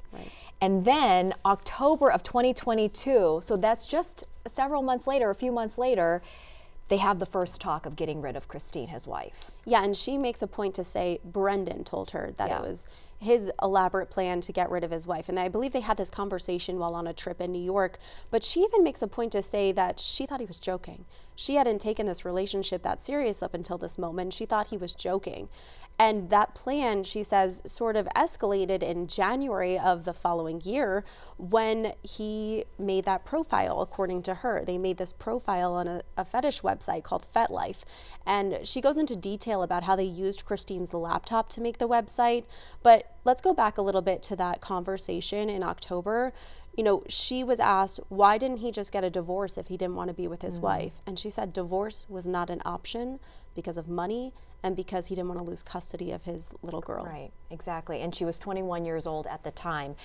If you look at the timeline, that is what really shook me up, because this is fast moving. She moves in October 21. 10 months later, the relationship starts. 2 months later, now they're talking about getting rid of his wife, or he is talking about getting rid of his wife, saying divorce is not an option. Right. And for whatever reason, Juliana went along with this scenario that he created. And, you know, in February 2023, the killings occur on the morning of February 24th. Really chilling details. Today, Juliana took the stand. Prosecution finished up with their questioning. They went over sort of the details of this plea agreement that she took. It seemed pretty much, for me, I didn't really get a lot more today, other than the fact that we learned Brendan's mom, Tess, moved into this home at some point, and she also was a facilitator for ask you to look at for Juliana, right? She facilitated the calls that she could make back home to Brazil to her family, and also financially. Yeah, and I think that was incredibly interesting. It does look like we have some activity in the courtroom happening right now. But we'll continue to talk until we find out. We are expecting them to remain on a break for a little bit. But one of the other interesting things, Annie, that I remember taking away from this is that she moved back into the home after the murders happened. So she moved back into the home with Brendan, and they made a point to ask her where she stayed initially, because, you know, we saw those photos on the nightstand in the master bedroom of Brendan and Juliana, you know, previously during some of the releases of information through this process. But she didn't initially move into that master bedroom. She says it was a little bit before she moved in. She initially went back to her bedroom in the home, which was still on the same floor as the little girl in the master bedroom. But then obviously they moved into that bedroom together, and she says that on the stand. So really interesting stuff to see their relationship continue even past that you know, crime that occurred. Right. And today, John Carroll, Brendan's attorney, focused on first the plan, how they came up with this plan. Going back to Christine's laptop, because Christine's laptop was how they communicated with Joseph Ryan, right? So he peppered her with questions about who was the one who obtained the laptop, at what points were you able to get the laptop, and who created this account on the fetish website, who did the typing. I mean, really peppering her with very specific questions. For me, what I got out of that was she did not remember who got a hold of Christine's laptop at any moment, right? And we did learn, though, that Brendan did the typing, according to Juliana, and that he was the one who created the account, and they came up with, she didn't remember who came up with the username for this account. She didn't seem to remember little details, and, you know, I think we'll see why he was Which I think choosing. is interesting. Right, and I think we'll find out later why he was bringing such specific questions to the table and asking her such specific details.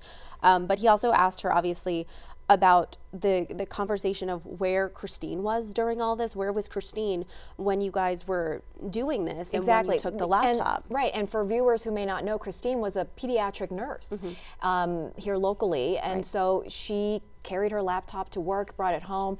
I mean, he was asking, did you grab it when it was set aside in the family room? Or yeah, and I can add that yesterday she said that when Christine would come home, she would leave her backpack with the laptop inside by the door, which is how she says they were able to access it. But I do find it very interesting the motive behind that. And they only would access the laptop when Christine was home because she took her laptop with her, according to Juliana.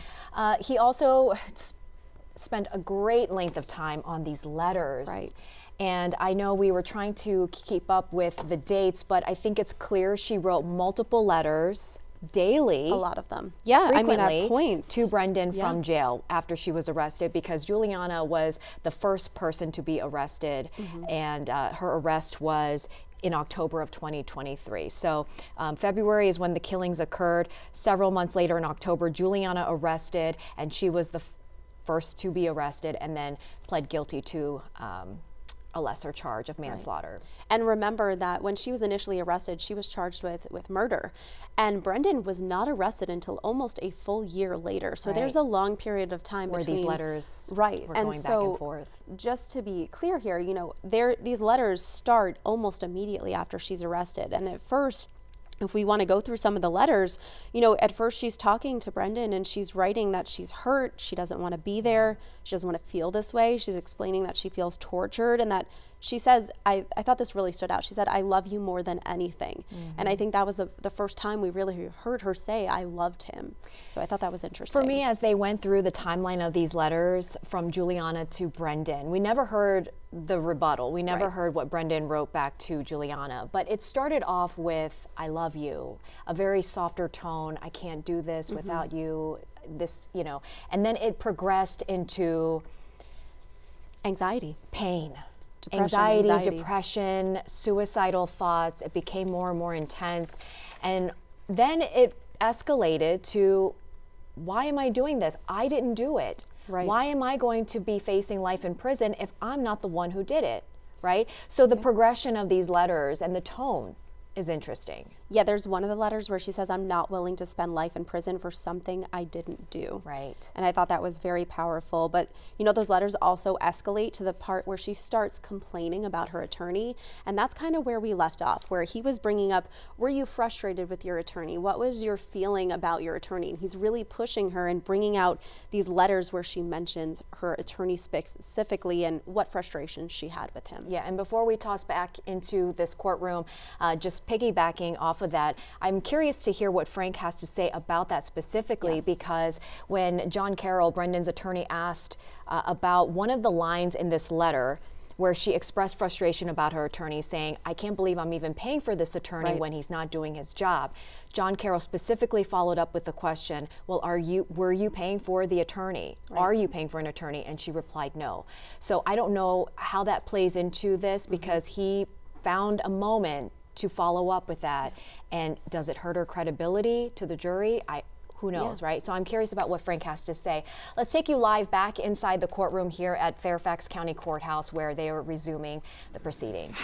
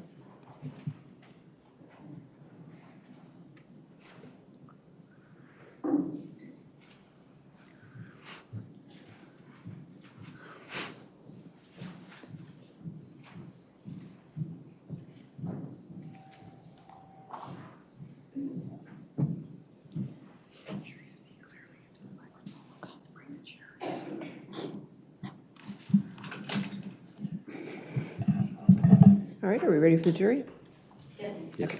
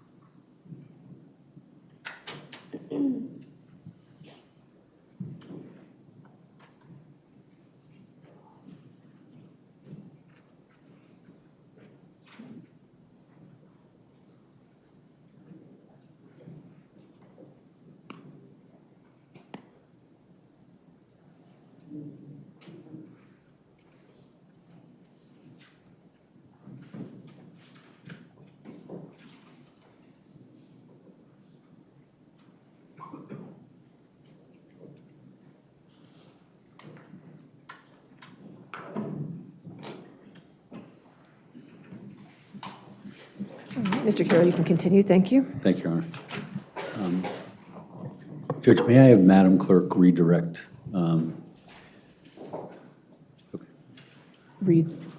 Redirect to your laptop? Yes. Okay. Well, we took it down because Okay, we that's were fine. leaving. There you go.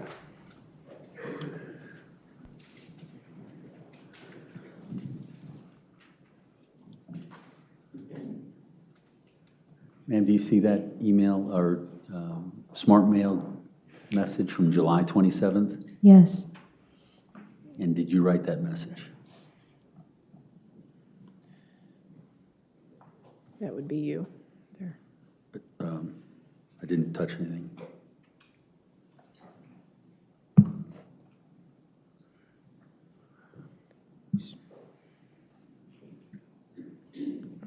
Check the connections. There you go. And this is going to be I Exhibit think 20. it fell asleep. Exhibit 28? This is Exhibit 28. Okay, thank you. Ma'am, can you take a look at that? yes, You wrote this? I did. Can you read the highlighted portion? It says, tomorrow when my lawyer comes to see me, I'll send you a message.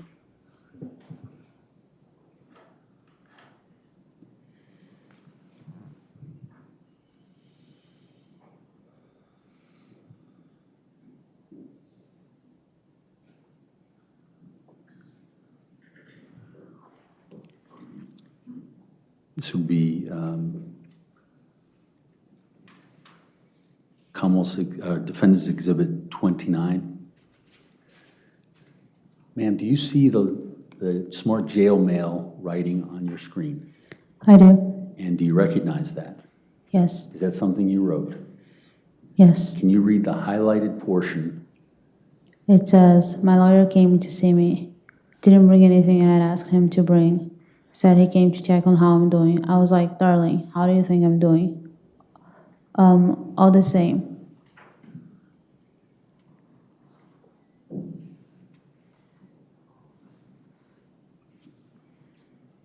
Ma'am, do you see the new smart jail mail on the screen? I do. Did you write that? Yes, Judge, we'd be introducing this as, identifying it as Defense Exhibit number 30. Yes, sir. Ma'am, can you read the highlighted portion? it says, the situation here is the same. My lawyer is calm and positive. He just postponed the trial to be ready for real. But my hearing is in November. It starts on the 12th. I think it will last about 10 days.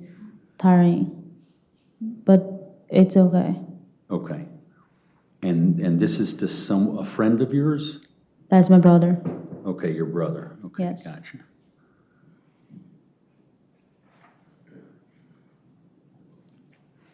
Ma'am, do you see the new smart jail mail communication that's on your screen? Yes, And this would be identified as Defense Exhibit 31? Is this a jail mail that you sent? yes. Can you please read the highlighted portion? It says, tomorrow I'll message you more. And if my lawyer comes to see me, I'll let you know.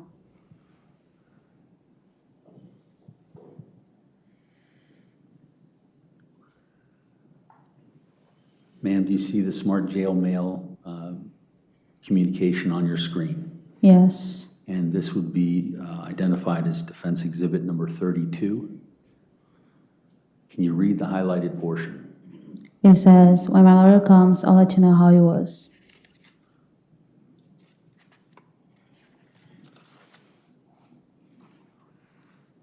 Ma'am, can you see the smart jail mail communication on your screen? Yes, Can you see the highlighted portion? yes, Is this something that you wrote? yes. Judge, we'd identify this as Defense Exhibit number 34? 33. 33, sorry. Please read that for the jury. It says, waiting for my lawyer. He was already supposed to be here, but the appointment he had in another city this morning got moved to 1 p.m. So I don't even know what time he will arrive here or will have time to do anything shitty. Everything that happens is to mess things up. It's impressive. Now, you talked about getting medication from the jail relating to the depression that you were experiencing around the holidays going into the new year, correct? Well, I told you I didn't remember when I started taking it, so I can't tell for sure. Well, let me ask that question in a simpler form. You were experiencing anxiety and depression during the holidays into the new year, correct? Yes, Based upon those letters? yes, Okay. And at some point, you sought help from the jail, the pharmacy. correct. And you don't know when it was, No, but when you did get any sort of medications or things like that, how long did you stay on those? how long did it stay what? How long did you stay on the medications for anxiety and depression? As far as I remember, it was a few months. For a couple of months? Yeah, I don't remember exactly, but I would say so. Do you remember when you started? When I started, Yeah. I do not remember. Okay. Do you remember when you finished? I do not remember the date, no. Okay.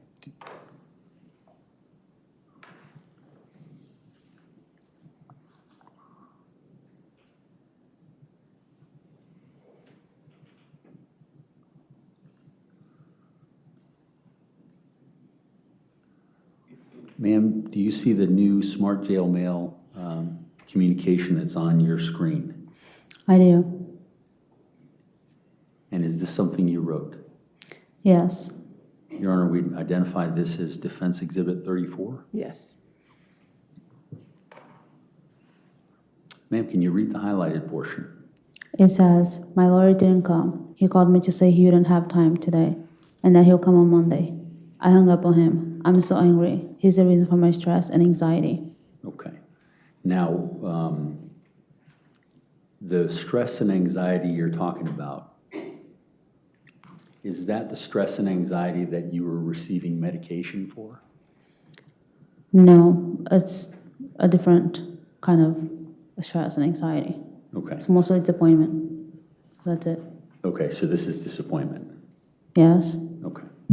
But it's clearly on your mind. I mean, for the entire month of July, these messages to your mother are about, you don't feel like you've seen your lawyer enough, correct? correct. Okay.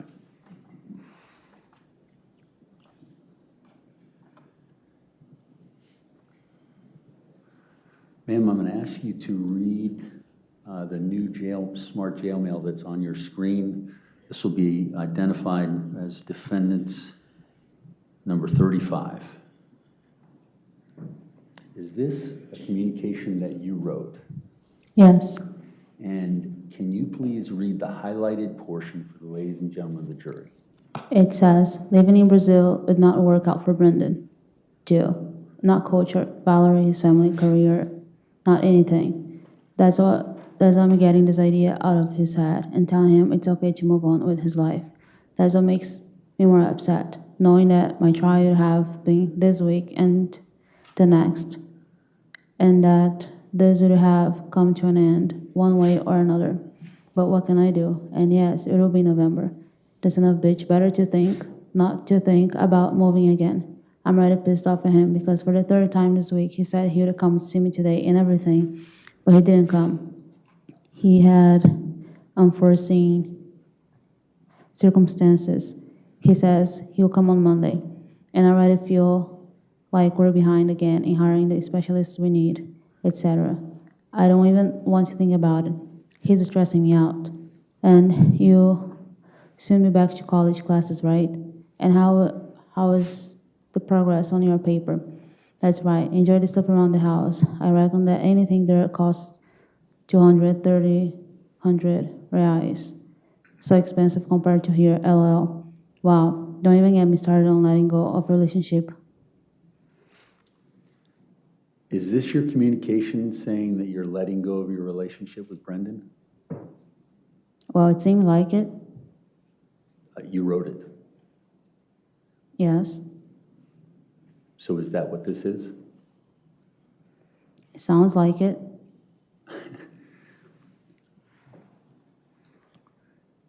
So, ma'am, what I'm doing is asking of you as the author. You wrote that for a reason. Is that the reason? What did you ask? You as the author, you wrote it for a reason. I wrote a message for a reason. And is the reason here that this is you letting go of Brendan and your relationship? I guess so. Okay, well, do you know? Do you remember writing this? Yes. Okay, is that what you were saying? Yeah. Okay, thank you.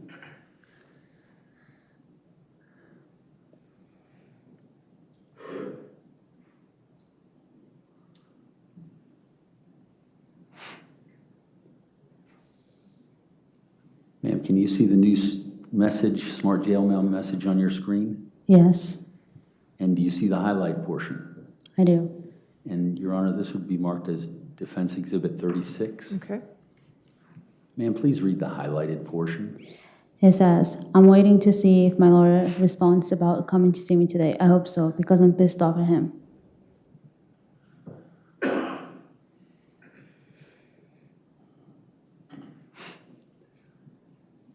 Ma'am, can you see the next smart jail mail? Yes, I do. You wrote that? Yes. Your Honor, that we identify that as Defense 37. Okay.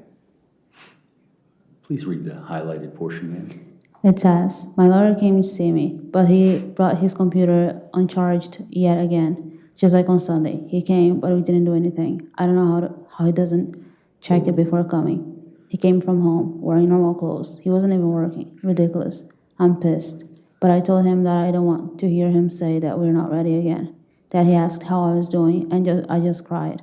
He couldn't speak. It's because of him that I'm still in this place. But I told him that I don't trust and believe in him. He's traumatized me. He said, my lawyer will come to see me next week. Let's see.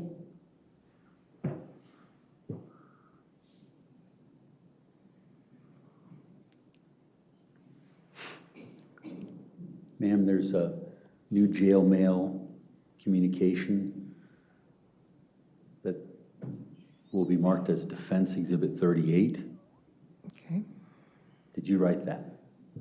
Yes. Can you read the highlighted portions? It says, I don't expect much from Brendan. Whether I come back or get deported to Brazil, for various reasons. Valerie, his career, family, fight with Christina's parents, etc. And I'm very honest. He knows what I think and feel. Even though he wants to be with me, it's more complicated than it seems. And the other part says, that's why Brendan's mom and I got really mad at him, because he says he's coming to see me and he doesn't come. She keeps calling him, drives to his office, and nothing. She pushes him and calls his attention. Now it's getting close again. For me, it is a long time. But for them, 100 days isn't much. And finding and hiring the people who we need, etc. But I think he doesn't care. Time is money. The longer he pushes things back, the more money it will cost. Ridiculous. And the other part says, Brendan and I, we are different in many ways. Money, career, culture. We are only the same about sex, LOL. But still, if I can, I want to make it work. So in this message, you're also talking about the possibility of letting go of this relationship, but then you say that you want to try to make it work. Yeah. Okay. And when you're saying in the first portion, in the second portion, that's why Brendan's mom and I got really mad at him. You're not talking about Brendan, are you? No. Okay, you're talking about your attorney. Yes. Okay, thank you.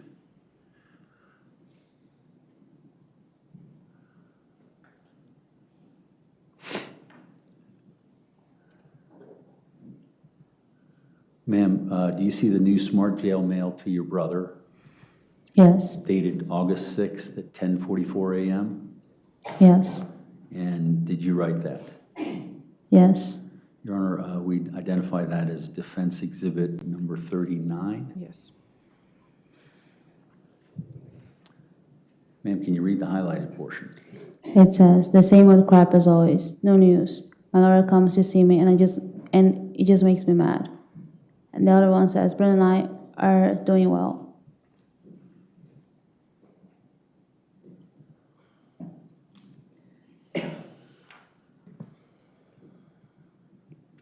Ma'am, do you see the smart jail mail communication? And this is from you to your mother on August 6, 2024. I see it. Did you write that? I did. And can you read the highlighted portion for the jury? Your Honor, that we'd identify that as Defense Exhibit 40. Yes, sir.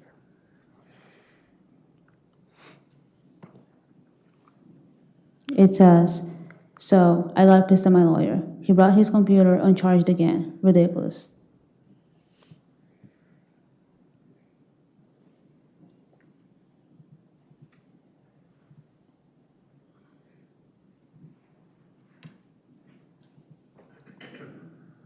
Ma'am, do you see the new smart jail mail communication on your screen? I do. It's one written by you to Paula. Did you write this? Yes. Your Honor, we'd identify this as Defendant's 41. Okay. Can you please read the highlighted portion? It says, so I'm so pissed at my lawyer because he just disappears for no reason. Says he's coming to see me and nothing. Anyway, I hope this changes. Otherwise, it'll be difficult for us to prepare for November. But he said we have enough time. We'll see. I told him that I don't trust him or his words anymore. Okay. Ma'am, with regard to this, the timing on the message is 90 days out for your trial. Is that correct? After my trial? Was that what? 90 days out from Out. your scheduled trial. Yeah. Okay. And is that why you're upset? Well, it Because seems, it's close to trial? I was upset because I was not seeing my lawyer. Okay. I mean, you know you wrote it. Yes. Ma'am, do you see the smart jail mail that's on the screen? Yes. It's a message you wrote to your mother. Yes. It will be marked as Defense Exhibit number 42. Yes, sir. Ma'am, can you read the highlighted portion for the ladies and gentlemen of the jury? He says, and I spent almost 2 hours with my lawyer. It was good, but no actual news. We're just reviewing a few things. Marina, a reporter here, sent me a message today saying that the article about my case will be published on Sunday with your interview and everything. I hope I didn't say anything stupid. Everyone will see it.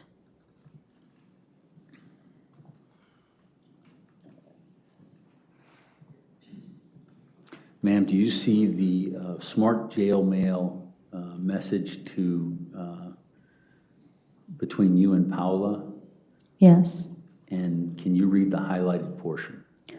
It says, yes, you and Brendan are a bit complicated, right? Because it involves many circumstances, family, his daughter, but once you live there, you guys will figure it out what needs to be figured out.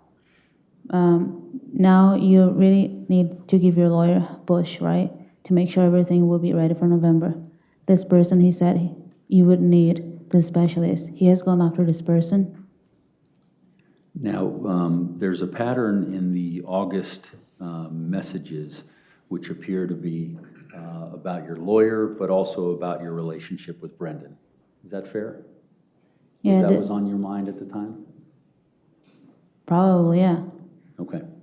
Is it fair to assume that if you wrote about it, that was on your mind? Yes. Okay. Ma'am, if you can look at the smart jail mail that's on your screen, is that something that you wrote?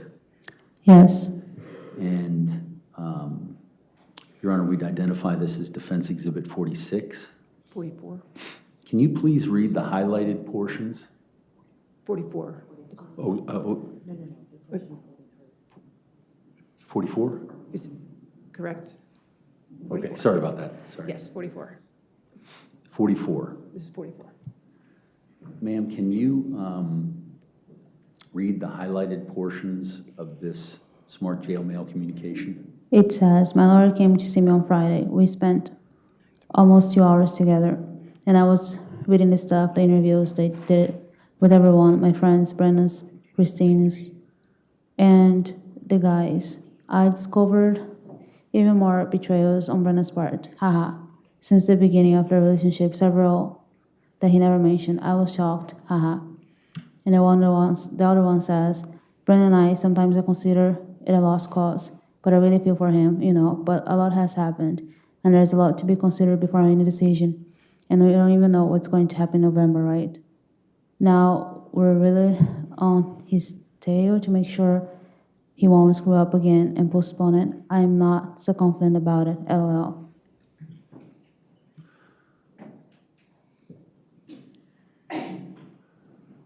Ma'am, do you see the smart jail mail to your brother dated August 25th, 2024, will be identified as defense exhibit number 45? Do you see that? I do. And can you read, is this a message that you authored and sent? Yeah, And can you see the highlighted portions? I can. Can you read that, please? It says here, nothing new, my lawyer barely comes to see me. And later on it says, I told mom that Brendan wants to go to Brazil with me, buy a house there, etc. But she's kind of pissed because she doesn't want me to live away from home. And that grandpa likes Bruno, but doesn't like Brendan, even though he doesn't know him. Valerie or anyone personally, I told her to stop judging based on what she heard people say, what she assumed to be true. She assumes to be true. Okay, so if we can identify, Bruno is your former boyfriend? Yes, Okay.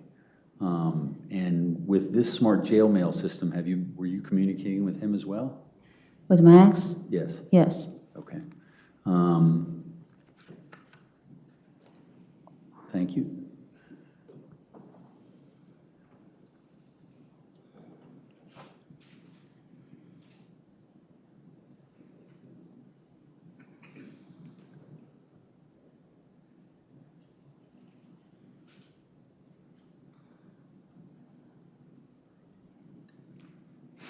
Ma'am, do you see the new smart jail mail that's on your screen? Yes. And did you author that? Yes.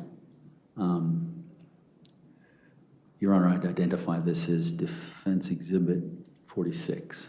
Okay. Ma'am, can you read the highlighted portions for the ladies and gentlemen of the jury? Yes. It says, my lawyer came to see me, but he had a problem with the computer again, and we basically did nothing. He told me that they lost the other trial that took place 2 weeks ago. And the other one says, another American reporter messaged me today, trying to talk to me. I don't even know where these people Okay. get. So, I'm sorry, you're saying another American reporter messaged me today. That's what it says, yeah? Do the media and reporters and those associated with the media, do they have the ability to communicate with you on smart jail mail? They do. Okay. And how long have they been communicating with you, whether you answer them or not? I guess throughout the whole process. I'm So not sure. From the time that you were arrested? Yeah, I guess. Okay. And are there any particular media or news people that you communicate with frequently? Yes. Okay, and who is it that you communicate with frequently? Do you want me to mention the name? It's fine to. I'd say Josh. Okay, Josh, and who's he associated with? Should I say it? I'm asking you. He's a producer with 48 Hours. Okay, and are you speaking to anyone else who's a producer or potentially looking to buy your story? At that point, no. Or you want to rephrase your question? Are you speaking to any other media person Was I? other than Josh? Was I? Was you or are you now? No, yes.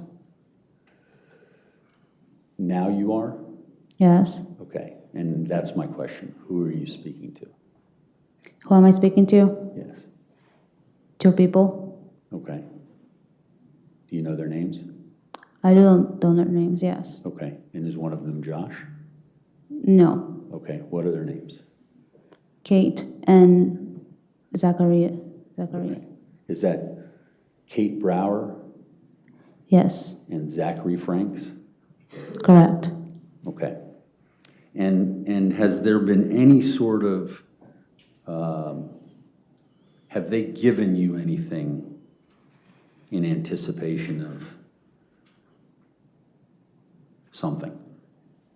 Anticipation of what? In anticipation of anything? Have they given you anything? Have they provided you anything? Yes, they have become my support system, so they've been helping me with money to communicate with my mom, my family in Brazil, and whoever I want to communicate with, Okay. and money to a commissary and that stuff, yes. So let me just slow you down there. I didn't quite hear all of that. I heard something about them giving you money, Yes. okay? And was it money to your mom in Brazil? No. Oh, I'm sorry. So if you could just slow down on that and just say exactly what you just said. I said they have become my support system. Support They've system. been putting, yes, they've been putting money on my books to talk to my mom, my family in Brazil, and whoever else I want to talk to, and to buy commissary and stuff, yes. Okay. So they're, in the absence of Tess, who used to pay all of that, Yes, these two are paying money toward your commissary? yes. And what is it that they want from you? Eventually, I want to tell my story. Okay.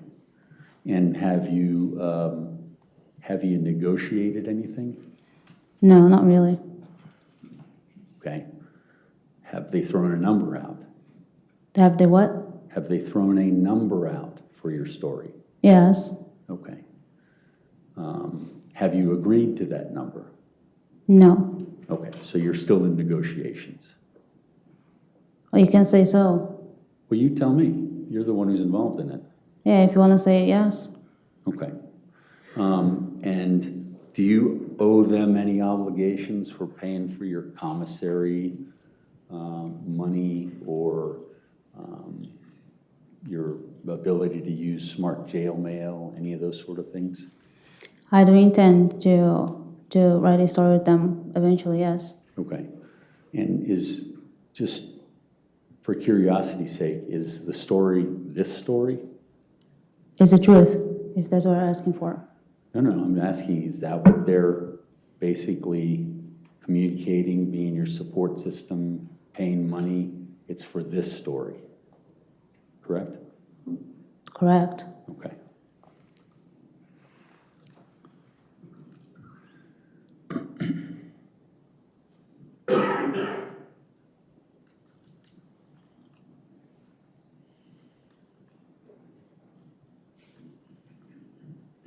And what outfit are they with that would be handling this story? What? What company are they with that would be? It's called Cream Productions, if I'm pronouncing it right. I'm not sure.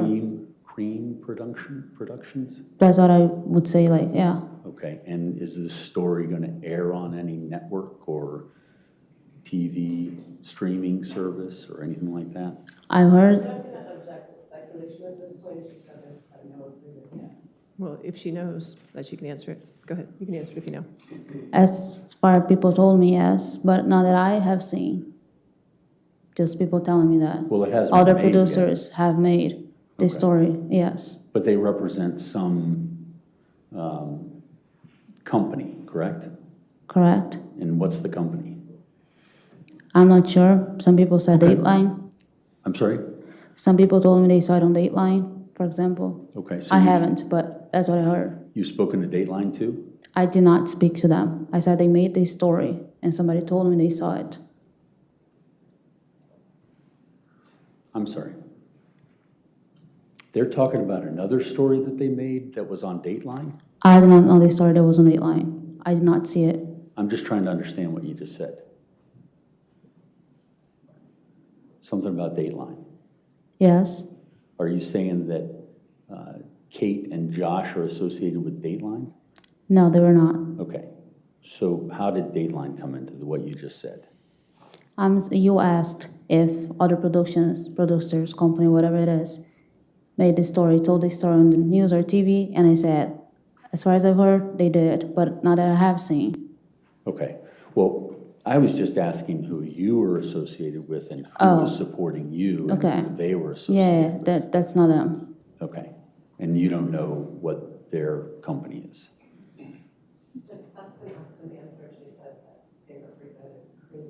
You're going to have to use your mic, I'm sorry. Judge, that's been asked and answered. She said that they represented Cream Productions. All right, asked and answered, so I'll sustain the objection. Next Okay. question. I'll move on from there. We'll talk about that a little bit later. Sure.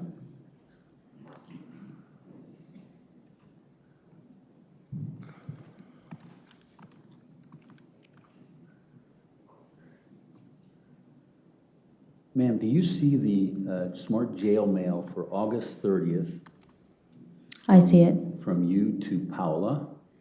Yes. And that would be, Your Honor, that would be identified as defendants 47. Yes. Ma'am, can you read the highlighted portion for the ladies and gentlemen of the jury? It says, in next month, I have a hearing, one of the regular procedural hearings that we have before the trial, to decide some things. I presume now it's supposed to be twice as tiring. And of course, he won't want to talk about these things over the phone. I don't even think there are enough excuses, but it's fine. I'm getting over it. So this thing about the article in my case, my lawyer told me that last month, this Marina sent him an email saying that she was going to publish the article, etc. And he even got mad at her because we gave them your information so they could call you and write about me, not about the case, since I haven't even had my trial yet. And he said that she does not have access to police documents, my interview with them, evidence, etc. She only has access to the hearings I had because they're public documents here. But they must be either bluffing or waiting to see if I talk to them, because she told me she was going to publish it 3 weeks ago and still nothing.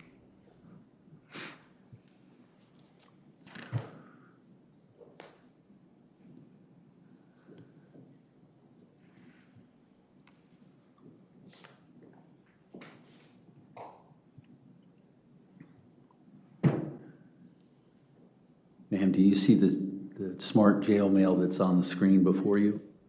I see it. Your Honor, that would be identified as defendant's exhibit number 48. Ma'am, did you write this message? Yes. Can you read the highlighted portion for the ladies and gentlemen of the jury? It says, my lawyer didn't even come to see me and said he had a hearing in the morning, and when he arrived here, there was a line of lawyers and they didn't have enough time to see the clients because there are only 3 rooms, 3 lawyers at a time. He says he'll come tomorrow, son of a gun.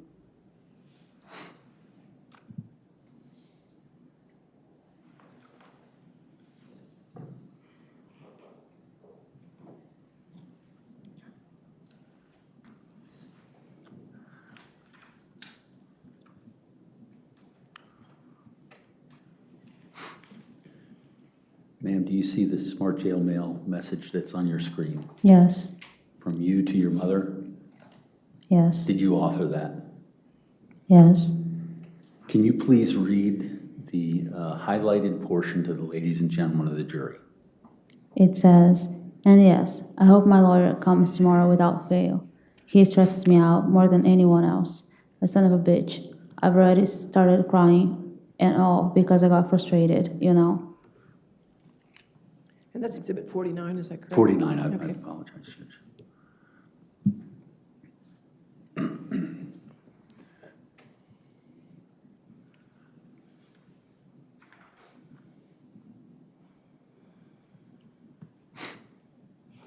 Ma'am, do you see the smart jail mail message on your screen Yes, dated September 5th, 2024?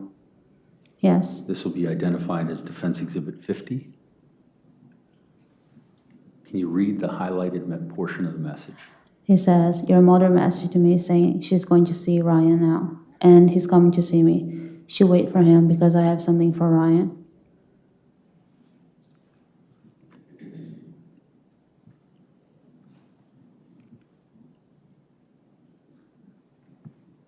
Ma'am, do you see the new message on smart jail mail?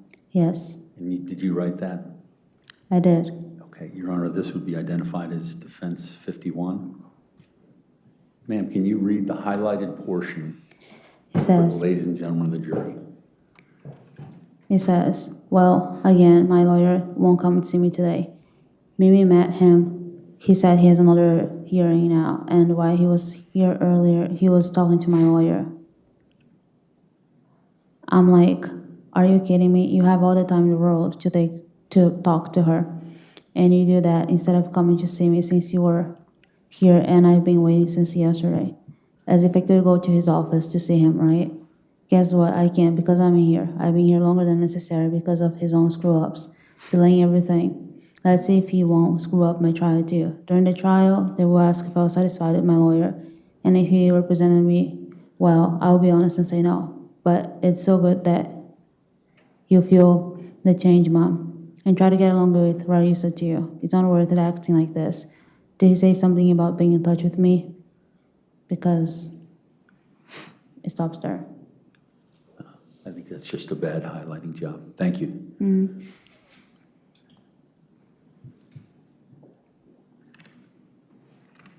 Ma'am, can you see the smart jail mail communication that's on the screen? I see it. Okay. And is that a message sent by you to your mother? Yes. And it looks like it's September 5th, 2024 at 9:18 a.m. Your Honor, that would be identified as Defense Exhibit number 52. Okay. Ma'am, can you read the highlighted portion? It says, Ladies and gentlemen of the jury. It says, let's see if my lawyer shows up today. He makes me very frustrated. I'm never happy and satisfied with his work. He says he will do things, but he doesn't. He's delaying my entire process. Says he'll come to see me and nothing. Doesn't make an effort, you know. I should have changed lawyers long ago, but now it's too late.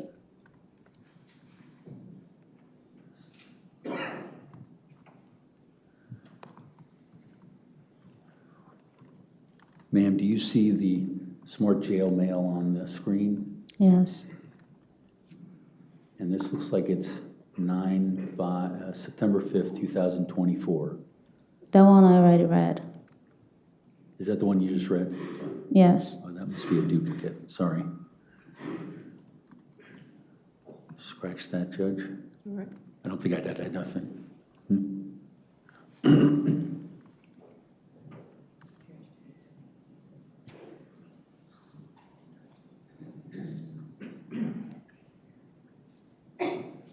I believe there are some differences, ma'am. Can you just read the highlighted portions, and that would be identified as Defense Exhibit number 52? 53. 53. Well, that's the one I just read. Can It you still just shows please it. read it again? Oh. It says, well, again, my lawyer won't come to see me today. Mimi met him. He said he has another hearing now, and while he was here earlier, he was talking to my lawyer. I'm like, are you kidding me? You have all the time in the world to talk to her, and you do that instead of coming to see me since you're here, and I've been waiting since yesterday. As if I could go to his office to see him, right? Guess what? I can't because I'm here. I've been here longer than necessary because of his own screw-ups, delaying everything. Let's see if he won't screw up in my trial. During the trial, they will ask if I was satisfied with my lawyer and if he represented me well, and I'll be honest and say no. And that's one of the questions that's on the plea form that you signed. As far as I remember, Okay. And did you say no at that time? I did not. Okay. So you told him you were satisfied. You told the judge that you were satisfied with his and her services. Yeah, he explained well to me. Okay. So between September 5th and the plea in October 29th, everything seemed to be fine with your relationship with your lawyer that you've been talking about in these mails? I guess so. Okay, well, you lived it, so I'm asking you. Yeah.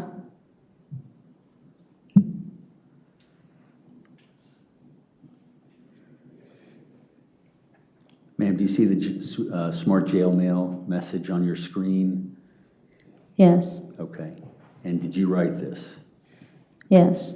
And can you, this would be identified as Defense Exhibit 54. Ma'am, can you read the highlighted portion for the ladies and gentlemen of the jury? He says, difficult to trust him, knowing how he's like. His lack of commitment and care. At first, he said he would spend 2 hours with me, and when he came to see me. I wish. He barely shows up. He just makes us wait. But what can I do? It's too late to change lawyers. I don't trust him.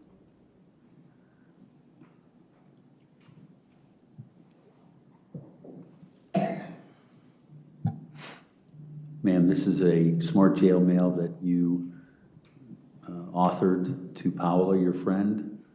Can you read this would be marked as exhibit number 55, defense exhibit 55? Yes. Can you please read the highlighted portion to the ladies and gentlemen of the jury? It says, and about my lawyer, I wish. Good heavens. He makes me so mad. Last week alone, he said 3 times that he would come to see me on Wednesday, Thursday, and Friday. He didn't show up. Brendan's mother kept sending messages and calling, and he kept her waiting for him, me waiting for him, and he still hasn't shown up. So on Friday, my female lawyer came to see me to talk about this next hearing. Nothing much, sweet Lord. I told her that I don't trust him. I'm scared because my life is in his hands. You know, that I don't know how he expects me to stay calm when he doesn't even have the responsibility and commitment to come to see me or do things when they're supposed to be done, delaying my entire process, etc.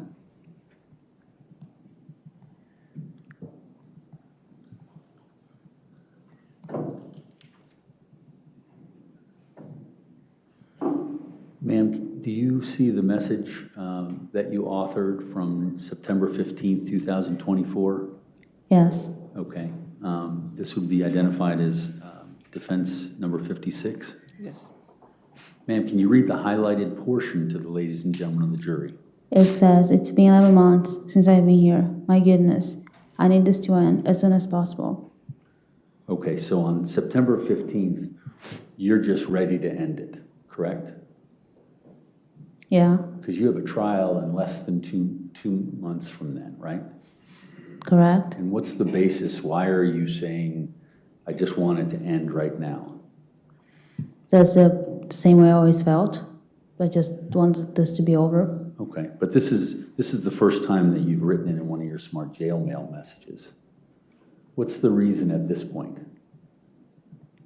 I'm not really sure. Okay. Do you remember writing this?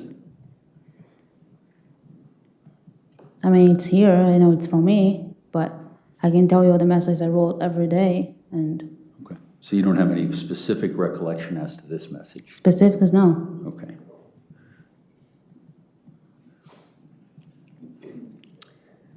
Ma'am, do you see this smart jail mail message Yes, on the screen? Your Honor, we identify that as defense number 57. Is this the person that you were talking about? Yes. Your friend who's supporting you? no, Okay, so this is someone who's reaching out. Were you aware when he reached out that that was the day that Brendan was indicted? at that point I didn't. Okay. Did he say anything to you in your communications in addition to this? Yeah, he had mentioned that Brenda was just indicted. Okay. Can you please read the highlighted portion to the ladies and gentlemen of the jury? It says, Dear Ms. Magalhães, I'm a producer for the show 48 Hours on the North American channel, CBS News. Our team is researching your case in the hope of producing a 1-hour documentary about your story.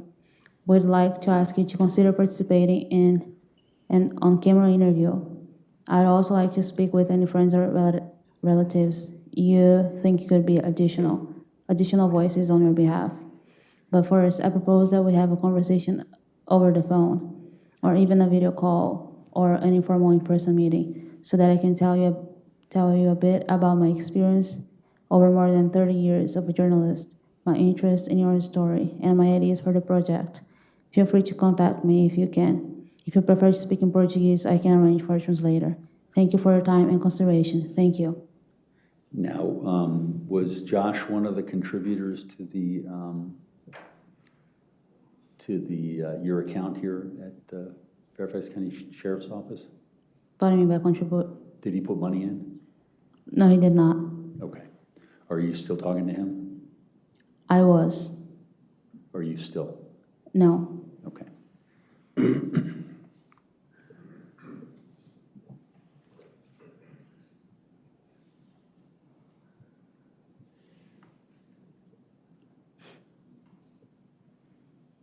Ma'am, do you see the smart jail mail communication on your screen? Yes. Did you author this? Yes. This would be marked as defense exhibit number 58. Can you please read the highlighted portion to the ladies and gentlemen of the jury? This is from September 16th, 3:49 p.m. It says, I heard they either arrested or are detaining Brendan now. Have you heard anything about it? I'm scared. They sent me downstairs because they had a search warrant for my cell to see if they didn't find anything here, etc. You know. Then a guy from TV channel messaged me saying he saw on the news that they had arrested him. My goodness, I don't know what's happening.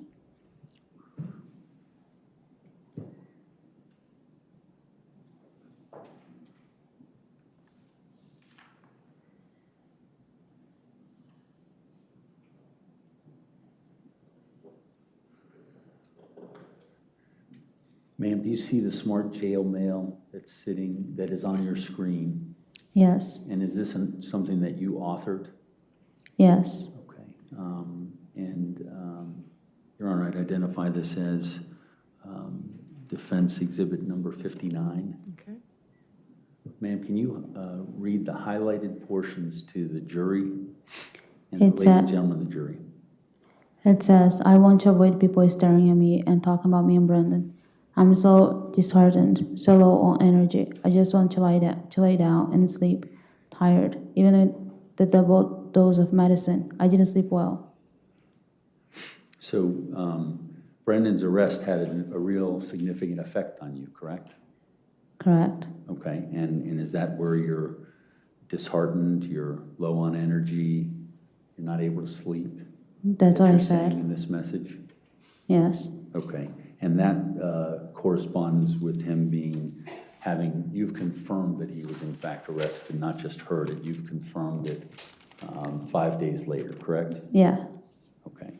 Now, at that point, were you on any sort of medications for depression or anxiety or anything like that? At that point, I don't think so. Okay, so you had stopped them at some point? I had. Okay.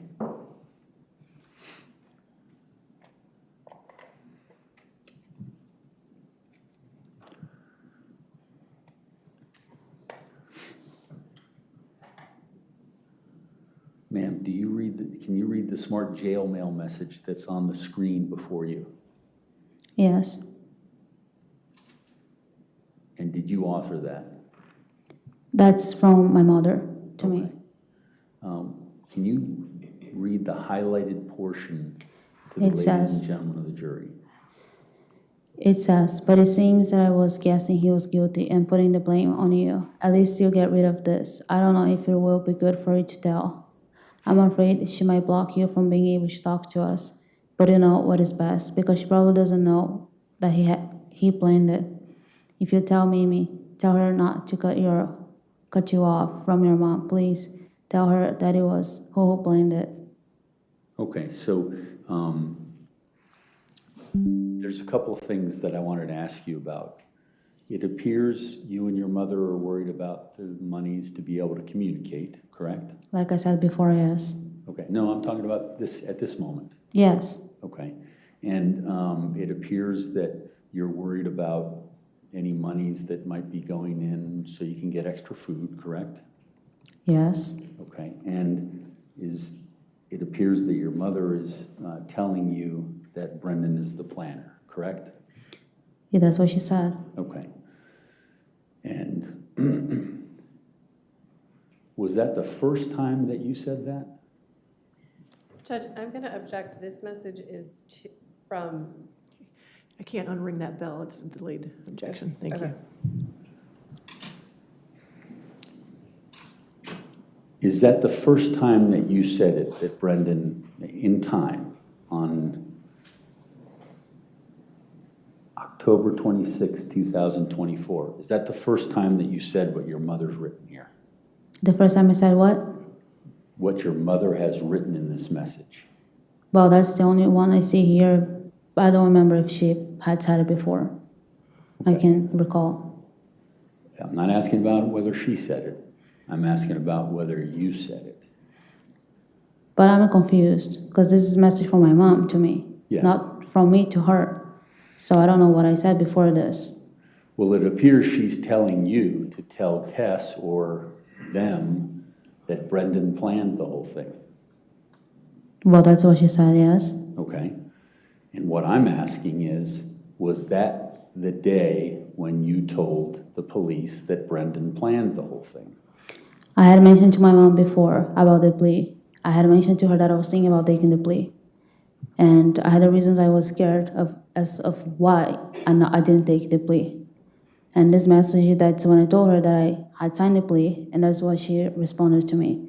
But she was aware before that I was thinking about taking the plea. So you had signed the plea on the 26th of October? Now I don't remember the date. Do you remember the plea as being October 29th? 3 days later? Yeah, the picture said yes. So when was it that you made the agreement to the plea that you signed and was executed on October 29th? I don't remember the day exactly I signed it. I don't know where we're going with Do you this. need to see the plea form? Yeah, that'll fix it.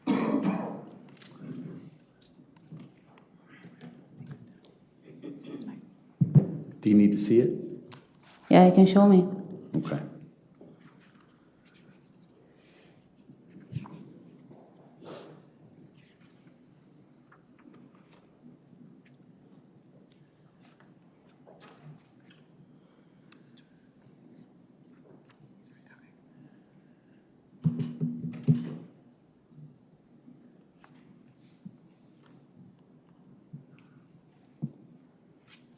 Can you see the plea form on the screen, ma'am? I can.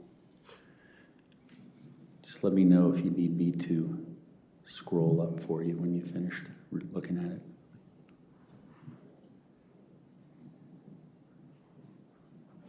I see it. Do you need me to scroll up so you can know when you signed it? Yeah.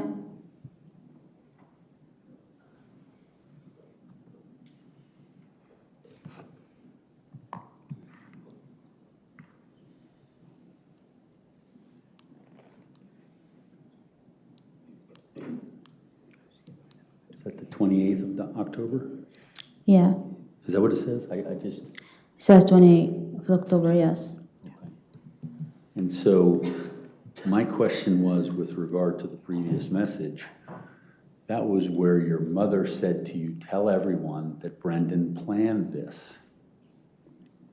And within 2 days, you've signed a plea with supporting evidence saying that Brendan planned this. Understand? So my question was, when did you say Brendan planned this to the police for the first time? During the first interview we had, And do you know when that was? I remember it was a Friday. Okay.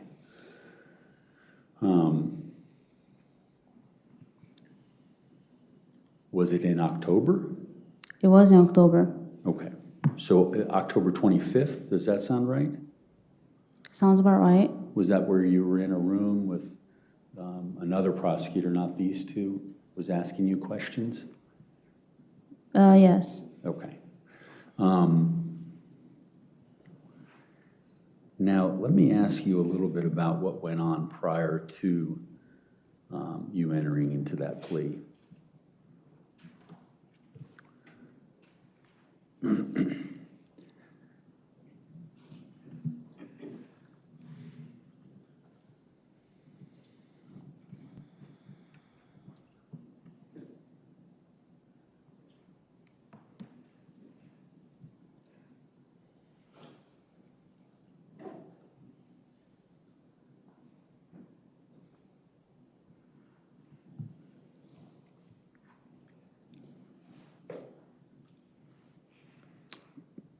Can you see your screen? Yes. Have you seen this? Not that I remember. Okay, let's go through it. It's a pleading in the circuit court. Judge, I'm going to object. She says she hasn't seen it, so how could she testify about what's in it? All right. I think she said she's not sure. And Well, I mean, if you want to ask questions about it, you can, but can we mark it as an exhibit, though, please? Oh, yes. Okay. Your Honor, we mark it as defense exhibit number 61. Okay. Let me just scroll through it so you can see what you need to see, ma'am. And if you want me to slow down, so you want to read? Or you I'm wanna not read it? reading. You've already read it? I said I'm not reading right now. Would you like to read it, is what my question was. If you want me to, I can. Well, I'm going to ask you questions about it, so it might be a good idea.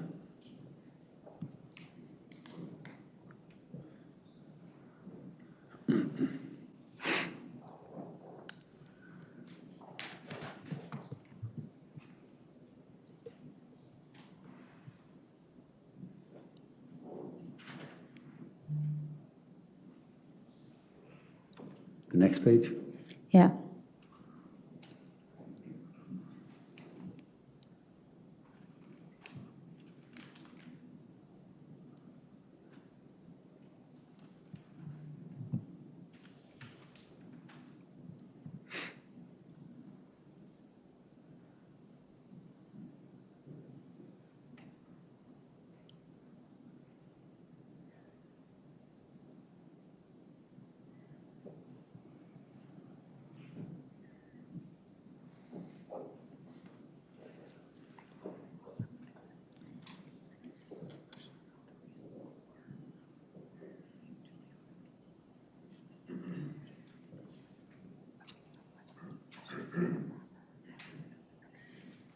Next page? Mm-hmm.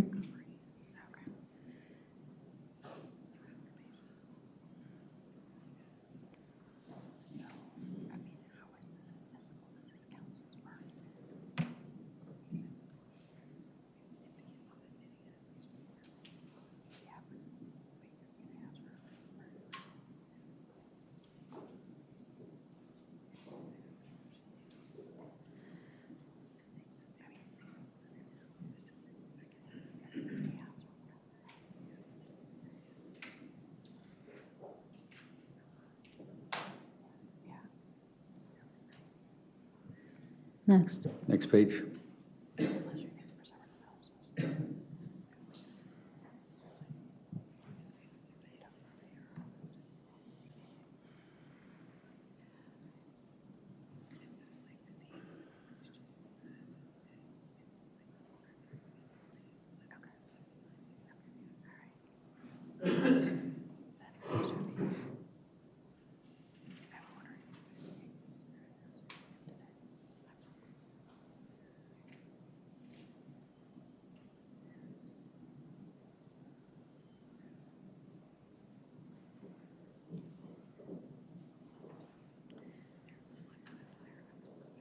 Next. I think that's the end.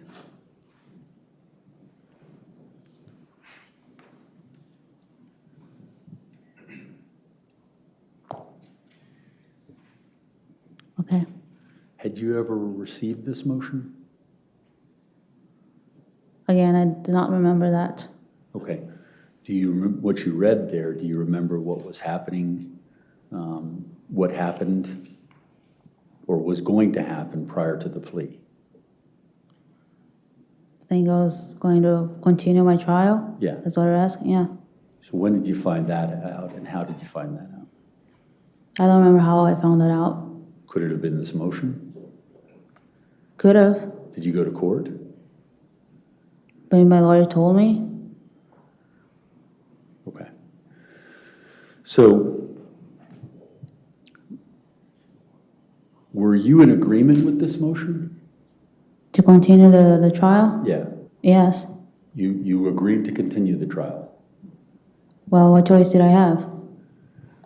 Well, that's a good point. What choice did you have? Had you agreed to plead guilty prior to this motion being heard? I don't. Judge, I'm going to object. There's no date that has been given when All this right, you want me to motion foundation for a was, date? there's no, yeah. I'm just asking what, I don't know when the motion was going to be heard either, Judge. She needs a date for reference, I think. Okay. I can answer if something I don't know about. It's exactly right. So you don't know about it. Well, I'm saying this now. Now, let me just ask you this. We'll switch subjects. During the beginning portion, during the first 2 weeks of October, you had an emergency health crisis, correct? I did. Okay, and you were taken away from the jail here, correct? Yes. And you were in the hospital setting, correct? Yes. And you were being watched by law enforcement because you had come from here, Yes. correct? How long were you in the hospital setting for? 10 days. 10 days. And that was the first portion of October? It was. What was the time frame, if you recall? It was October 13th. Until October 13th or sorry, No, 13th? I went to the hospital October 13th. So you were in the hospital October 13th, and if I understand, based on your answer, you were there until the 23rd? That's correct. Okay. And then on the 28th, on the 25th, you told the prosecutors you were going to accept the deal. Yes. And then on the 28th, you signed the deal. Correct. And you appeared before Judge Ascarate on October 29th. Correct. So you recall all of those dates. I do. Okay.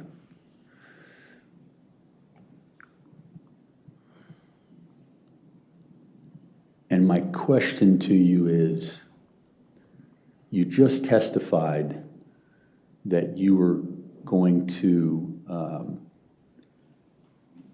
tell the story the Commonwealth's having you tell because you just wanted the truth to be out there. Is that correct?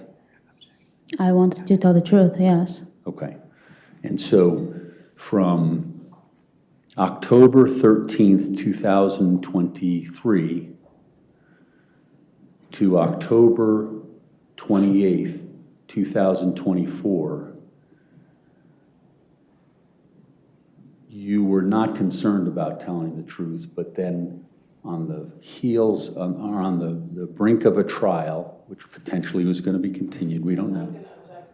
Testifying and not asking a question. What's the objection? Counsel is testifying. This is a narrative that counsel is providing. Argumentative, possibly? Argumentative. All right. I'll sustain the objection if you want to. I'm sorry? I'll sustain the objection if you want to ask Okay. another question. So, are you asking the ladies and gentlemen of the jury to believe that you came out during that time frame because you wanted the truth to be known versus any time the year before that? Well, the fact that I took a year to accept my plea, it does not mean that I didn't have an intention to tell the truth before. It does not mean that. I'm sorry, I didn't understand that. I said, just because it took me out a while to take the plea, it does not mean that I didn't have the intention to do so. I just didn't get to do it. And for many reasons I said before I was concerned about. But it Okay. does not mean I didn't want to do it. Okay. And so your health crisis didn't have anything to do with it? But I was just coincidentally, when I came back from the hospital, So it was a coincidence? you can say that. Well, I'm asking you. Well, yes. Okay. Could it have something to do with being 3,000 miles away from your family when you're having a health crisis? Well, it might have been all the factors together. We can consider that one of the factors too. Okay, and that's what I'm going through. An upcoming trial, is that part of it? I was not really thinking about that. Okay. The health crisis, being far from home, correct? Correct? Okay. Brendan being arrested and jailed, is that part of it? Yes. What other parts? I said before that I had my concerns about communication with my mother.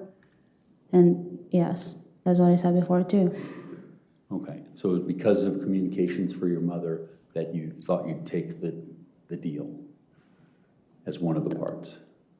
You can put into the equation, yes. Okay, so it's all the things that we just talked about went into you Telling the deciding that the truth was to be told on October 28th, 2024. Yes. And that's what you're telling the ladies and gentlemen of the jury? What am I telling them? That's when you decided the truth needed to be told? I'm not telling them that. Well, you're testifying before I them, you're testifying before the court. withheld the truth for a long time just to myself. And it was a lot for me to deal with. Okay, And I just couldn't do this anymore. It was too much for me. And I do believe that part of me getting sick, it was just one of the factors. There is only so much your brain can take before your body starts responding to the stress as well. And only I do know how I felt. Only do I know what I was carrying with me, how long I withheld the truth. okay. And so when I was asking you how you felt that made these statements about pain and torture and all those things in the emails, you didn't really have anything to say about that. Of course I didn't have. What is it that you were holding in? Of course I didn't have anything to say to that because I knew our letters could be read because I was going through my lawyer. And at that point, my lawyer did not know the truth either. I did not tell him that. So I knew he was reading the letters as well. So I couldn't do that. And I did not tell Tess, Brendan's mother, about how I was feeling, withholding the truth, because she did not know either. She did not have any knowledge about what really happened. And so how was I supposed to do expressing the letters that I was feeling guilty or ashamed and all that stuff for if the letters were being read? If she didn't know the truth, I couldn't do it. So the truth, you were holding the truth yourself and no one else knew. Well, Brenda does. Well, but we're talking about you in jail, Oh, yes. okay? And so you were just holding that for an entire year by yourself, I was. enjoying the benefits of a lawyer, Yeah. enjoying the benefits of whatever comes into the commissary or for communication purposes. Correct? If that's one how I describe it. Well, I can describe that way. Isn't that some of the benefits of either having, you're a lawyer or Tess Banfield helping you out? Well, I had their love and their support. Yes, I did. Okay, and so you were concerned about losing that? Is that why you were holding the truth? Losing what specifically? Losing her love and her support financially? Yeah, I was lost and afraid in so many ways, yes. Okay, and that's essentially the crux of the communication with your mother, which was the last Smart jail mail that we were talking about, isn't that right? Can you rephrase your question? That was essentially the discussion between you and your mother about telling everyone that Brendan was the one who planned this. Well, that was the conversation we had. I understand that, I saw it. And that's something that you knew was going to be read, correct? Yes. And when she said that to you, my question to you was, who was it you told that Brendan planned this whole thing for the first time, and when was that? Yes, my mother. And when was Because, that?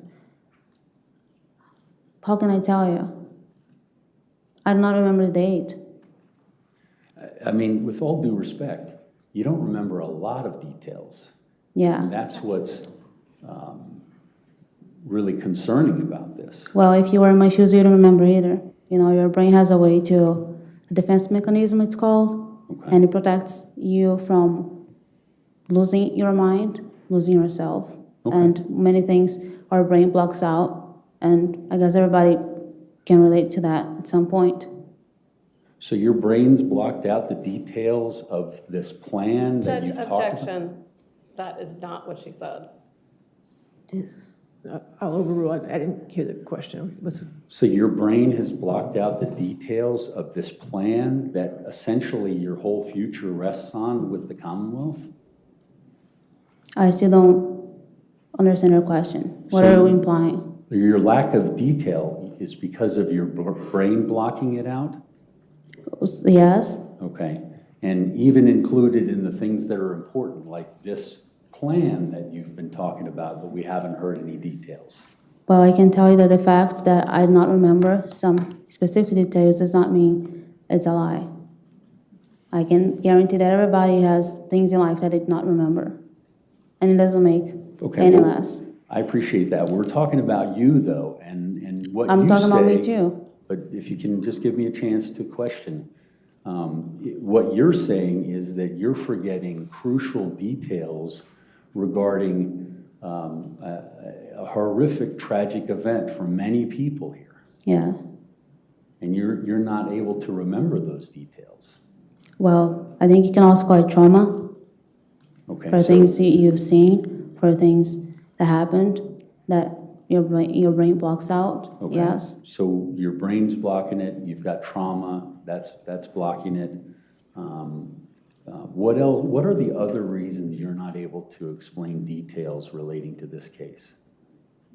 What do you mean other reasons? What other reasons? I mean, you seem to have two at least. What are the other reasons? Oh, I cannot remember some details. Okay.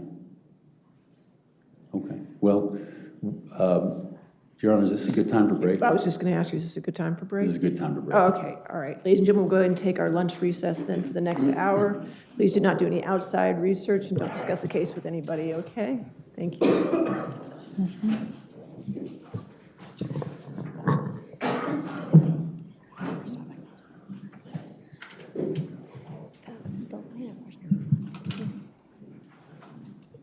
She couldn't remember the details of what happened on day 379. She didn't, not the details of what happened in the month. She didn't testify at any point in time that she couldn't remember what was happening at the murder. She couldn't remember Thursday of last week. We can draw that out. But the objection, Ma'am, since you still are testifying, make sure you do not discuss your testimony or the case with anybody during lunch hour, okay? Okay. All right, back at 2? Thank you, Judge. All right. 2 p.m.? Okay. All rise.